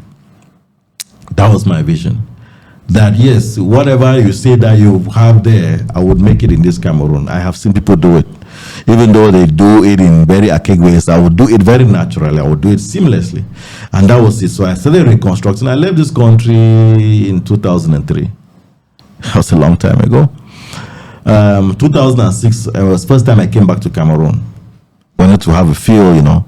And I told myself that I wanted to come back every year till I move back. I didn't want to feel that I don't want to get comfortable in America. I finished school in 2010. I finished school in July. August 13th, I already moved back to Cameroon. That was how bad I never wanted to be there. You get me? 2010, I started camp. Then I had a consultancy job with my school. So I started bringing students. I'm probably one of the persons who brought more students in this country than any person. I used to bring students because I developed a course at my university where the course, like I was telling you, where we're bringing technologies and all of that. So all these schools I talked to you about, I used to get students from all those schools. In Cameroon, we partnered with local universities. We had Christian University in Bali. We had BOSS, Bamena University of Science and Technology. We had UB. We had all these schools that I was partnering with. So I'll bring my students from the US, partner them with my local students, and they will go on a problem-solving mission, you know. We can have a technology at a time. We give it to them to use as a prototype, identify solutions. We recreate it, go back to the US. We had all of that. So it gave me that opportunity to move back and forth. Then it was 2013 that I finally cut off from being the US university, because at some point now, all the schools that I was working at wanted me to be there, wanted me to stay there, wanted me to be permanent staff. I'm like, no, I can't. So even to the point where when I was finally moving back to Cameroon, I had a very good job offer at a bank. The offer was $90,000. It was $45 million, you'd imagine. Yeah. It was a very tough decision. You imagine that you come out of school and they're offering to pay you $90,000. You know, this is at a bank, and you know, and I'm like, if I take this first paycheck, I will never want to leave it. I knew that. So it was either abandoning all of that and going to start. I didn't come to Cameroon with money. Some people would think that, no, I see sometimes some people say, no, I didn't make money in the US. No money. None of it. I remember I came to Cameroon, I was owing student loans. So you understand, I didn't make money. But I moved back because I believe that there is something here. I've seen people make it. Why not me? What makes me different? You know, and I didn't have to come and wait to get a government contract or get into fraudulent stuff. Never. Never had intentions, never had to, never even ventured, never. Yeah. Not as if I won anything from 1xBet or whatever. I never wanted anything to be out of luck. I wanted to work for it. I wanted to feel it. Like I said, it's an element of sacrifice. You have to do it. So just to give you a better transition, I don't want people to ever think that transition is easy. No, it's difficult, but it has its rewards. You have to be ready. I knew at some point that I want my kids to grow in Cameroon. You and I grew up here. The kids that are grown there and those one here, they are two different calibers. You know it. They are two different. Even health-wise, even education-wise, even everything, they are very different. Kids out there have never seen natural earth. They walk on tire every day, you know, everything, they are fragile, everything, there are vaccines everywhere, here, there. They are just I just say they are unnatural. So I told myself that one was I wanted to live in Cameroon. I wanted my kids to grow here. I want to teach them what we have here, and it meant that I needed to be here. And I didn't want to come back to Cameroon when I have made it there. You don't, the realities you don't hit, you don't see it. That's why I could come and I could go live in the village. You see what I'm saying? And that's why my progression has been this organic. I've been taking those steps. I can tell you everything. I can tell you everything. That's why we can stand and we can have a conversation like this. Not many people can be this detailed in this subject matter. I can give it to you. So, for an educated perspective, to answer to that question, how has that transition been? For any person who wants to follow this path, the first aspect in the US, you invest in what you call intellectual capital. That's the one and only thing that I can tell anybody that the US can offer to you, intellectual capital. And I can speak for the US. I'm not talking about that's where I lived at. Intellectual capital. I realize that if you leave a US university, even if not a community college, even if it's a mushroom school somewhere, as long as it's a US, you're studying in the US, there's some rite of passage. You get me? So to me, that was important. You gain intellectual capital. After you gain intellectual capital, you go on to gain social capital. Social capital is social acceptance. People accepting you for who you are, what you're doing, and all of that. Which is the point where I started now being able to communicate, letting people know me, what I do, all of that. After social capital, you gain what you call economic capital. Economic capital now is being able to develop a business, recruiting persons, doing things, charity, all of that. You get it? Now from economic capital now, you can now move on to stature. Whatever that becomes. Some people decide to take that now, and either want to do politics, either become an executioner, either become, but you become an authority. You command a particular speech in a particular place. You command your own space. And that is what it takes. So sometimes some people want to skip all of this and then just come to Cameroon when they have already made money and expect that they can just come and then just set things up. Okay, yeah, I'm building a 10-story building, building a mini city. The realities of that will hit you hard. Because it's not just building a mini city, it's managing that mini city. It's managing the people who manage the mini city. It is hell. You will lock up everybody someday. You get me? And that's why some people will come, I've bought 400 million, I always hear them. I'm like, calm down, chief. You are not exciting somebody here. The problem is that you guys didn't follow the pattern. Everything has a path. You understand? Everything has a path. You don't just believe that, okay, money is not everything. Because I have a lot of people in the US. Oh yeah, I bought 100 hectares. Why? You buy 100 hectares, you can barely walk to see the peripheries of your land. Why you want to disturb yourself? You buy 100 hectares. Okay, how many people do you have employed on the land? Do you know all of them? You know it. Here Cameroon is relational. People like to, I know all my employees by name. I know their parents. I know which village they come from. I know their siblings. I know them that much. Yeah. Even if I have 500 of them today, I will know them that well. That is what you have to do. So to me, I didn't want to skip those steps. Like I've mentioned my mentor here several times. He's someone who did business in Cameroon at a very high level. He introduced computers, as a matter of fact, in Cameroon. One of the pioneers of computers in Cameroon. So I learned from him the challenges that he had or he has. And almost every person of their caliber, those top people who used to be, like the Panangas, who sort of laid me his rest well, and Kilos, and all those big names that used to be, of the Anglophone section, only their names remain in history books. Everything that they did, it's no longer there. So I realized that for me to do that transition, you have to think of something that will be long-lasting. So I think you can get my point. It's been very meticulous every step. very intentional, everything. Very sacrificial, you know. If I had stayed in America 2-3 more years, I would never have been here. Because America can give you a very comfortable bed, my brother. You want to make money, you make money. You want easy life, you will get it. You can have everything. But that was not what I really wanted. I understood that I didn't want to do it for me. I have a whole generation behind that I wanted to do it for.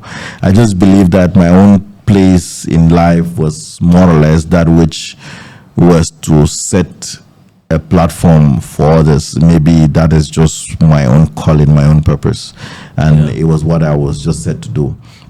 So again, not everyone can make the transition. I don't want to make people feel that if you follow that path you can make it. Not everyone can make it. Don't fool yourself. I think it has to come from inside. You know, for me, it's something that was internal. Yeah, it was driven from inside to a point where you could not convince me otherwise. I felt this is, and if it fails, it fails. You know, I wasn't coming that I must succeed at it. If it fails, it fails.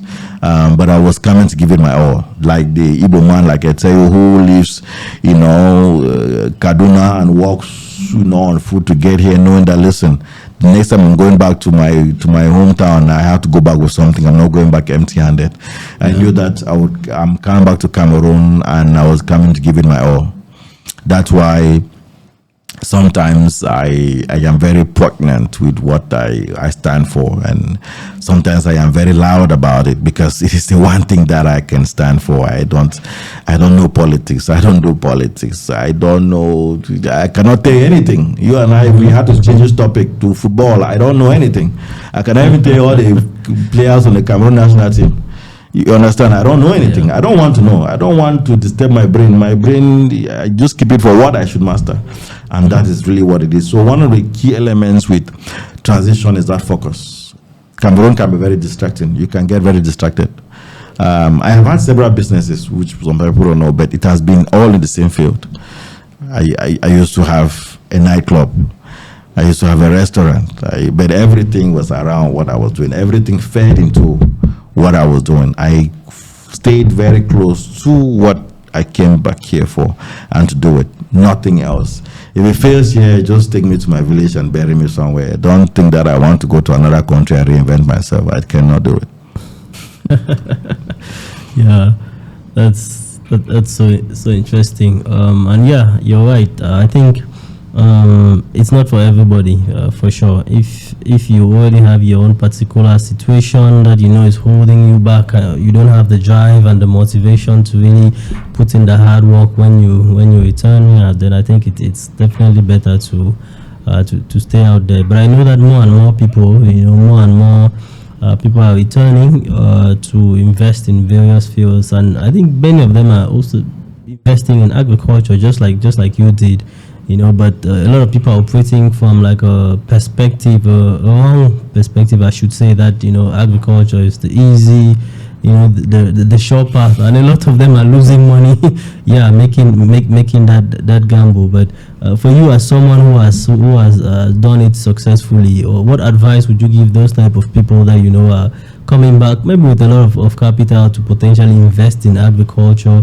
But they don't know how to do that. What advice would you give those type of people? No, the key thing to tell them is that get a consultant. Please, it's all I cannot, because if I give you any other advice now, it's not a one size fits all.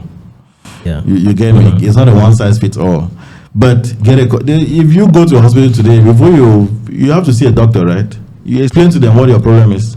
You and I can go to the hospital with the same thing. All we get eye problems. But they consult, they realize that this one is because you overeat gari, this one is because you overeat fufu.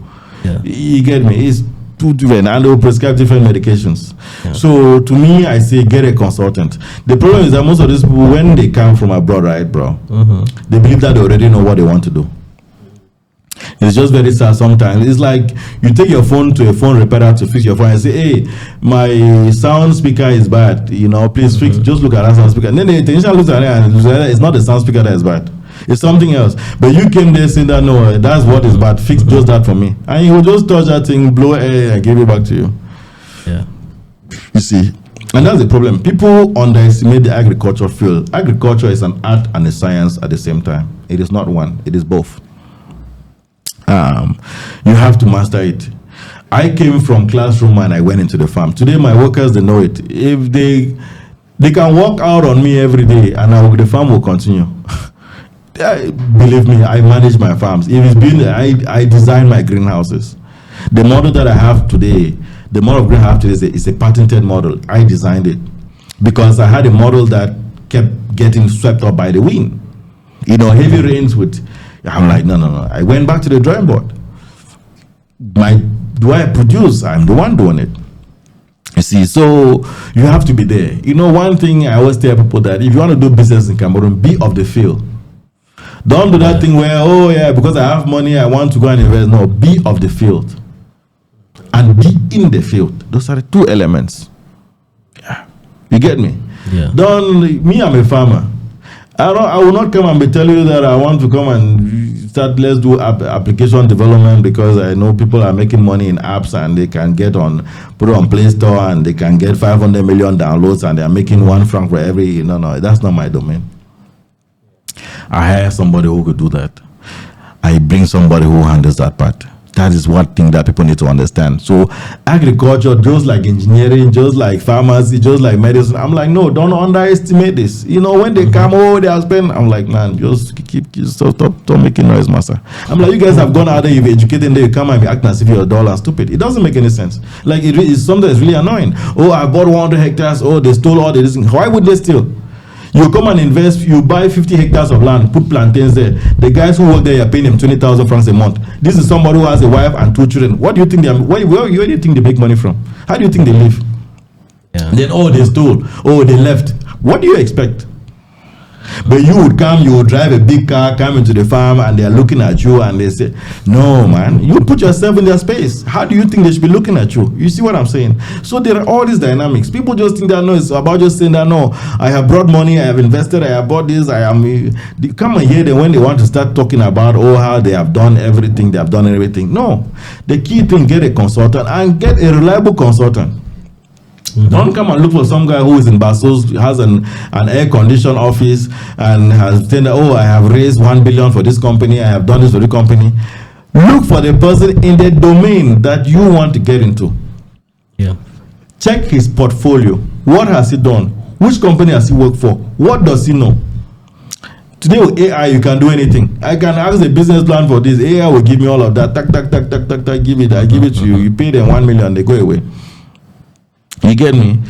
But you've not done your background check. So to me, it's a very hard message that I want to send to my brothers and sisters in the diaspora. Get a reliable consultant.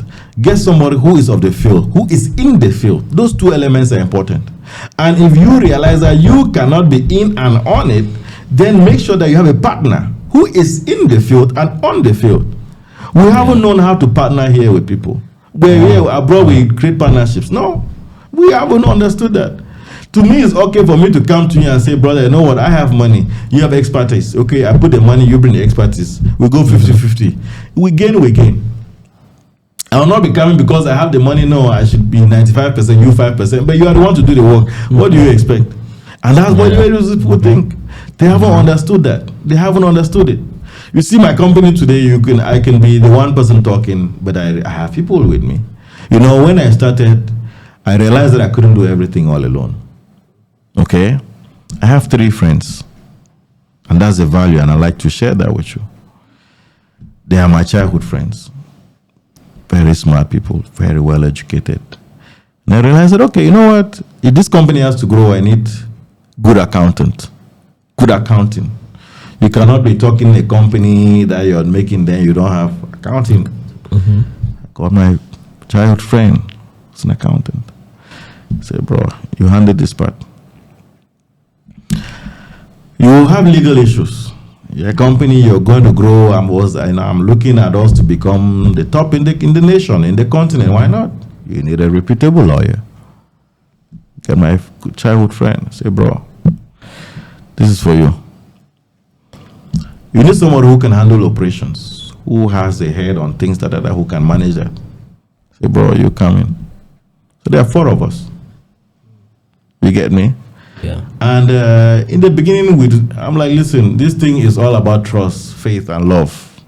I don't have money to pay any one of you right now. But if this thing goes, we all get paid. But you know me, I don't relent. That's why I say it comes with trust, peace, and love. I don't relent. You know very well that once I engage, I'll get there. I can be crazy how you want to do it, but you know that if it's to get results, I will get it for you. It might just be a matter of time. So I put them together. I'm like, yeah, just do this part time. I just need your attention. I cannot do everything. Because I realized that the guys before us, they failed because they never had the team for continuity. There was a one-man show, everybody. If you look today, like Late Power Guarantee, for example, it's a one-man show. Some of them, their kids, they send their kids abroad to go and learn things that were unrelated to what they were doing. So when they couldn't handle it, they say, my son, come back. No, I got married to a white man woman here. They don't want to be hearing whether I'm coming back. Why would I come out to manage a factory? I want to do my own factory. Yeah. You understand? You have a lot of them like that. You have a lot of the big people now whose kids have no interest with what they're doing. And most of the time, the kids don't want to be affiliated with the fact that, no, it's my father's business. They want to have their own legacy. It is just the normal. You can't blame them. You see what I'm saying? So there is all these dynamics that you have to understand. So if you want to come today, you made money out there, you want to come, look for someone. And this was one of the things that I told myself. In 2006, when I came back to Cameroon, I started realizing, okay, at some point, the diaspora, I see how hard we work out there. But everyone had the same problem. This same problem where you hear that, you give somebody money and they build a house and they were showing you a neighbor's house. It comes from a long time ago. It's not today that we start hearing those things. So I said, okay, listen, let me go home now. I know that in 10, 20 years, when all my mates have made money that we all could have made in the US, now they want to come back. Of course, I'll be there. I'll be the person. And it's important. So today I can stand to talk very authoritatively because I understand the West and I understand Africa. I have lived long enough in Cameroon where I understand Cameroon. I know how to get away everywhere I need to get to. And that is important. I can be a very good point person to get people, to direct people. But that's another problem. You have somebody who come to Roland Fomundam and say, okay, Roland, I want to do that. I'll tell you that there are two things. I can give you a very casual answer. Okay, this and that. But I can also give a very professional answer. But that professional answer comes at a fee. You understand? Yeah. Now, okay, just send us a fee. Okay, my staff will send you something. Master Roland, how are you expensive like that? I don't know. So you have somebody who wants to invest 100 million, for example. And you're asking them for 1 million. And they say it's expensive. Now I say, finally, what is it that you get me? It's that. And it kills the conversation for me. No matter how you come to say it again, I'm like, you don't value my space. You don't come to me, and I don't know how to drag with people. I cannot come to you and say that. I don't know how to do it. You're my brother, you're my brother, you're my friend, you're my friend. Wherever I will not tell you that I want to sell you this for 1,000 francs and then expect that you should beat the price to 500. No, I don't do it. I will never do it. So some people will tell that, no, this man, sometimes you're arrogant. No, I don't know how to. I don't have the time. Time to me is money. You understand? It's money for me. I don't have time to bargain. Go to outdoor market and bargain price, and they give you, because you go there, you want the one of, they say that something is 1,000. You say no, you have it. They'll give you the one of 500. They will not refuse. But I don't know that. My integrity is very important. I don't sell you something that I know that tomorrow you come back to me. I have built people's greenhouses that the wind pushed it down, and I replaced it because it is my name. I have done that. You get me? Because I'm giving you something. I give you the guarantee. I say that this thing will last this long. That's how we do it. So it's just to come to you is like, when people want to come back, get someone reliable, pay for the service. The only place where they go, they don't big price is the hospital. Why? You go there, they say to open a file, you pay totally because your health. But why when you come to a farmer, the farmer says that this you want to be asking because you be like it? Because I don't like when you come to my profession and you undermine my profession. I don't like it. I just feel very disrespected right away. You are a medical doctor. You do come in my domain and I want to give. Do I come to your office and you tell me that, to consult is 100,000 to open a file, and I tell them, no, I have 90,000. Nobody does that. You get me? So when people come, get somebody of the domain, in the domain, who can serve as a consultant, pay the fees. It's as simple as that. And you get your work done. I don't think anyone who has gotten into that has any challenges, because of course, if it goes wrong, the liabilities are on that person. You have a legal issue. When you go and see a lawyer, they say open a case file with 20,000. Nobody ever complains that they did cry. You see. So it's just that when they come now to this domain, it's like the same thing. You go to someone who wants to build a house. They say no, this house needs 10 bags of cement. You say no, why 10 bags? That small wall. No, let's just put 5 bags.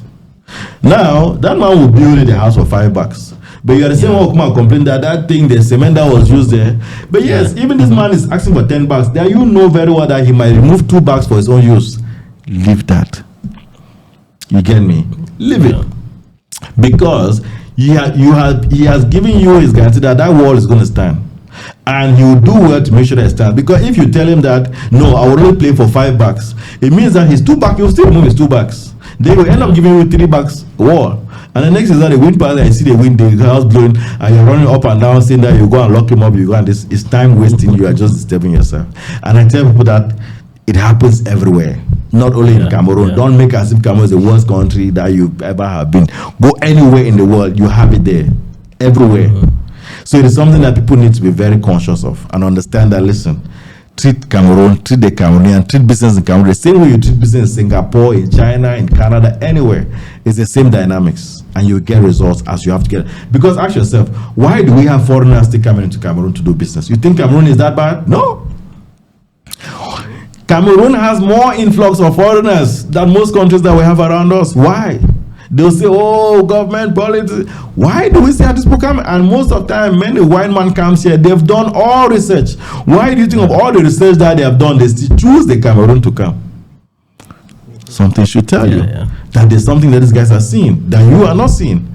And in less than no time, these guys will sorry outnumber us here in businesses. Because, my brother, look at Yaoundé today. The top restaurants are owned by who? Lebanese.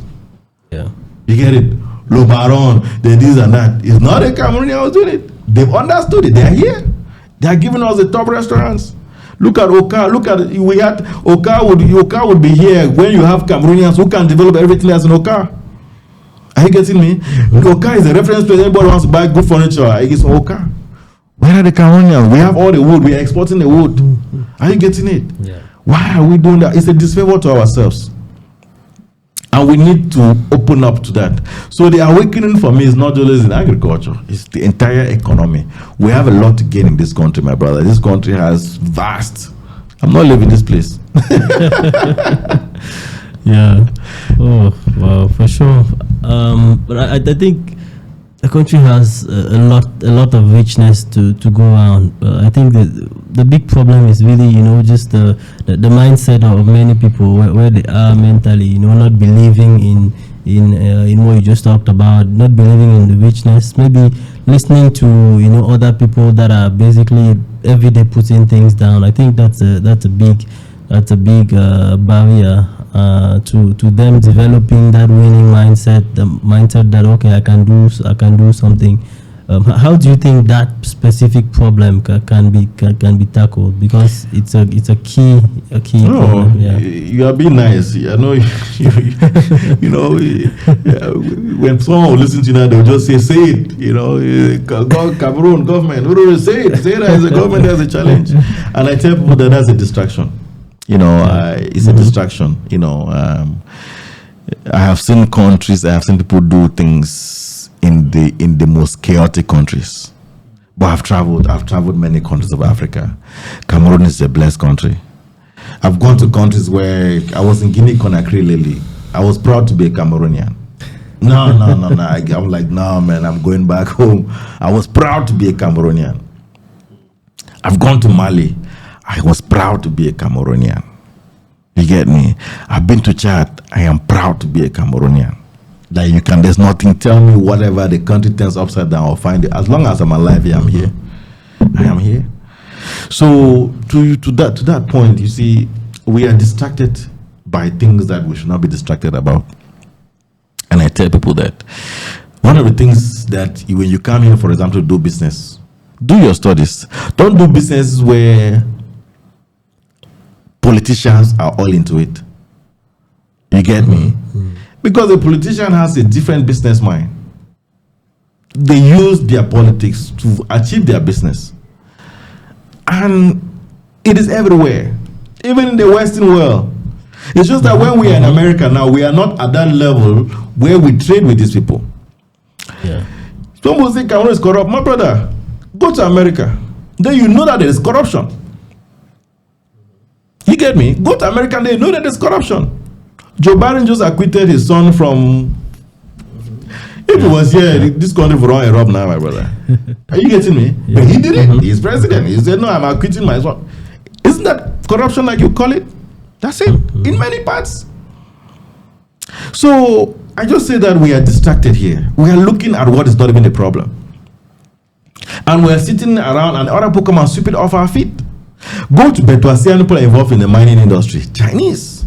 95% of them, they are Chinese. They get everything and they're taking it out. Cameroon, the bedrock in Cameroon is rich.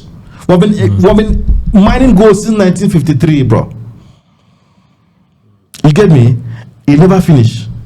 It is still there. They are still getting it. They have discovered in other parts, Cameroon has discovered lithium. We have, but what don't we have? Where are we? We just sit. We don't even know the policies that are here. There are policies. It's just recently that we saw this lady that the minister went and sealed her place, and that lady in Douala now, that lawyer woman. Yeah. And some people say, but I cannot believe that. It's a country of law. I say that. But people don't know how to apply the law. It's just all. So, to your point, there are challenges. But every challenge has, like they say, there's a math to the madness. Sit down, take time, be focused. Don't get distracted. To me, people are distracted. A lot. People are distracted. Go on social media. Brother, go on social media. You see what people take as, see what goes viral. Post this podcast. You probably have maybe 10,000 people because it's a rich network. I mean, when we've had it. But post something that says that, you know, whatever, they saw somebody walking naked from whatever, or someone like post some negative news. I don't know how to put it. That is the one that will give you 1 million views. You get me? Like things that are irrelevant. We are so onto it to a point where I'm like, to me it sickens me, because I'm like, wow. Like if you could only understand the power of social media, if people could understand the power of social media, we would be in a different place. If people could understand the power that is in social media, we would be in a different world right now. If they could understand, especially Cameroon. We are blessed to be the country that is bilingual. We are educated. In Africa now, we are the most literate. Like, what can you put it? Look, in all the big organizations in Africa and the world, Africans that are occupying top positions, they are Cameroonians. Look at it. Any organization, look at it. You have Cameroonians and Nigerians. Tell me any other country where you start to see top people who are up there. That's the thing that we have. You go into any country, when you see Nigeria, you see Cameroonian. And we are excelling. In the diaspora, we're excelling. Cameroonians are making big. Cameroonians are involved in many things. Driving policies, influencing policies, doing things. Go to the US, we are everywhere. But why do we come here and then we're distracted? Why do we come here and we make as if we are weak? We cannot be that. So to me, it's all a distraction. You understand now? The country is going through its system. Things will change, for better or for worse. But what matters is who stands and continues standing. And that should be our focus. We are the new generation. We are the young generation. We should focus on what's going up ahead. For me, I just want to focus on growing food. You understand? Because whether in war or in pain or in joy or in love, there is food to be eaten. People would always need food. Focus. That's the thing I say. It's a focus. You will never hear me switch someday. I don't have time. I don't even have the energy. I just want to focus on growing food. Whether I'm selling the food to my enemy, whether I'm selling it to my friend, see, my focus is just growing food. The earth is there so that food can be grown. You get me? So to that is just the fact that sometimes I feel like the more educated we become, the more foolish we are. Yeah, it's really that. You have those people who I've read 50 books. I'm reading 10,000 books. I'm looking at what Obama read this year. I want to read every book. But you find them where they have to make decisions. You're like, this man, even you. So we have to, and we have to also understand that we need each other. One person cannot do it alone. Sure. You understand? Like you and I were talking about it. You have a platform like this. It's important for me to come and sit on your platform and share this. I could as well create my own platform, but it doesn't make any sense. Yeah. I have my own place. You have your own place. You understand? The engineer has their own place. Everyone has a role to play. Let's all find ways to collaborate. Let's all find ways to communicate. Let's all find ways to do it all together. And that is key. The politicians, we need the politician. You understand? The laborer, we need a laborer. But how can we find a platform where we all get on it and can move forward? That is it to me. I cannot stand here and insult that man, that is that. I cannot do that. I don't have the time. Yeah. That part in my brain does not even exist. To me, is what affects me here. You see, I went to the minister, like I told you, and I said, hey, listen, minister, I realized that we're importing bell peppers. And he said, listen, he said, okay, what do you think we can do? I said, I can grow these bell peppers. He said, are you sure, my son? I said, yes, just give it a try. You get me? So some people say, no, but sometimes these people are there and they don't get the feedback from us. You just sit and say, they have not done this, they have not done. What is it that you have done? We are government.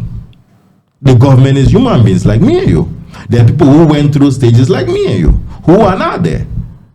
They make decisions based on what they can relate to, based on what they feel that is it. Yeah. And it's based on that. Not because they know everything in the whole world. No, they don't. So to me, I say that it is something that we need to be more conscious about. We need to be more open about. We need to understand that, bro, yesterday you and I were young. Today we are adults. Tomorrow we will be old. We will all get there. Yeah. You get me? I look at, for example, I always look at, for example, I look at the national team now. I remember back then when we were young, we were looking at Roger Miller, we were looking at these guys like there's some ancestors. They like they are very old people. Now we are the same age where the footballers now are our age. Now what is that? We did that. Tomorrow we're going to be old. It's a transition. Everybody gets there. You get me? It's the same thing. We cannot think that we're excluded. Be it you are out there, you are here, you are where, we're all involved in it. The upbringing of this economy, we all have to be involved equally in the ways that we can. You understand? Anyone has to contribute. Whether you are the one dragging it down, no problem, because there are also opposite forces dragging it up. So don't blame somebody for dragging it up because you are dragging it down. We cannot be on the same side. You understand? Don't blame the person dragging it down because you are dragging it up. Just like Newton said, with their opposite and equal and opposite forces, they have to balance. So sometimes in the bedroom, no. Everybody should do what they're doing. You get me, brother? Yeah. As long as there is peace, as long as we are moving forward, as long as there is a vision, as long as every day sun shines, we have to keep moving forward. To me, it is a fundamental aspect of our mindset. You see, a lot of what you and I have talked here today has had to deal with a lot of mindset awakening because we have a conflict of these mindsets. We are here, all of a sudden we go out, and then all of a sudden you feel that, no, we cannot be having these conflicting mindsets. We are doing a disfavor to ourselves. We need to get to a point where we are very realistic. It's reality that I live on. I live on reality. I look at what it is. You are wearing a gray shirt because I see it gray. Mm-hmm. The engineer there can be seeing it blue. That's their problem. I cannot force them to see it gray because I see it gray. Perception is different for everybody. You and I drank coffee. My sugar level can be different from yours, but I will not say yours is bad because mine is no. Every person is different. Let people adapt and conform to what is realistic to them. We cannot all be the same. Somebody likes gari and okra. Somebody likes a gari with arrow. Somebody likes a gari with a goosey. My brother, as long as we eat to feed, as long as we feed to be full, let's just eat and let's keep moving forward. Opinions is part that people have to conform to what others. No, it doesn't mean that because I can speak here from today to after tomorrow means that I am right. No, I have not told you anything that I quoted from someone. I tell you what I do. I don't tell you that I saw that. No, I don't. I will never do that. You will never hear me say something. I write what I do. If you look, everything I put out is what I do. It's what I live on. It's what I don't. And that is very important, that people should actually respect everything that is in place and see how they contribute in advancing that. You and I, we have kids. Whoever will come and have kids. Whatever we are doing today is for our kids. If you haven't understood that, then there's something you're missing. If I wanted to just eat the money, the little money that I make, my brother, you will never even finish it. You actually be getting in trouble for trying to eat your money. You understand? We are doing it now because tomorrow these kids will grow up and they expect something, and that is all we want to leave, that legacy. No matter how small or how big, it's a legacy. And teach them to that they have to contribute in nation building. That's all. Yeah. The rest, we leave it up to God, bro. For sure. The two things that I take from what you just said, and I think we should end with, it's we leave it up to God, and we keep moving forward. I think keep moving forward, no matter the obstacles that are in front of us, no matter the challenges, all the many challenges which you've listed. I think no matter what, we have to keep moving forward and taking things ahead. So on that note, thank you very much. Well, it's really been a great conversation. So many nuggets of wisdom on agriculture, on how we can develop ourselves, our communities, and I really appreciate your time. No, I thank you. It's the first podcast I have had to do for a very long time. I love to be able to share information, especially on platforms that are credible. It's important. I really would love that many people have access to this, because I cannot repeat this. I spent like three hours here. I cannot repeat it. Sometimes we sit and it's based on the space that we're in. You and I come a long way. We've been in this space. You've been one of the people at the very forefront, be recognized. So giving this platform where we can share this, to me, is very important. You are now part of a big organization which gives you room to other figureheads which also need platforms like this to share, because I believe that it's all about sharing these platforms, these conversations that really make a meaning and a difference in whatever we have to do. Like you said, the 2 points that we have to end up with, of course, is moving forward. The obstacles make the journey what it is. Yeah. And that's why sometimes people ask me, what have been your difficulties, your challenges? I'm like, no, I don't have any. Not because nothing is difficult to me, but I have never looked at a problem like a problem.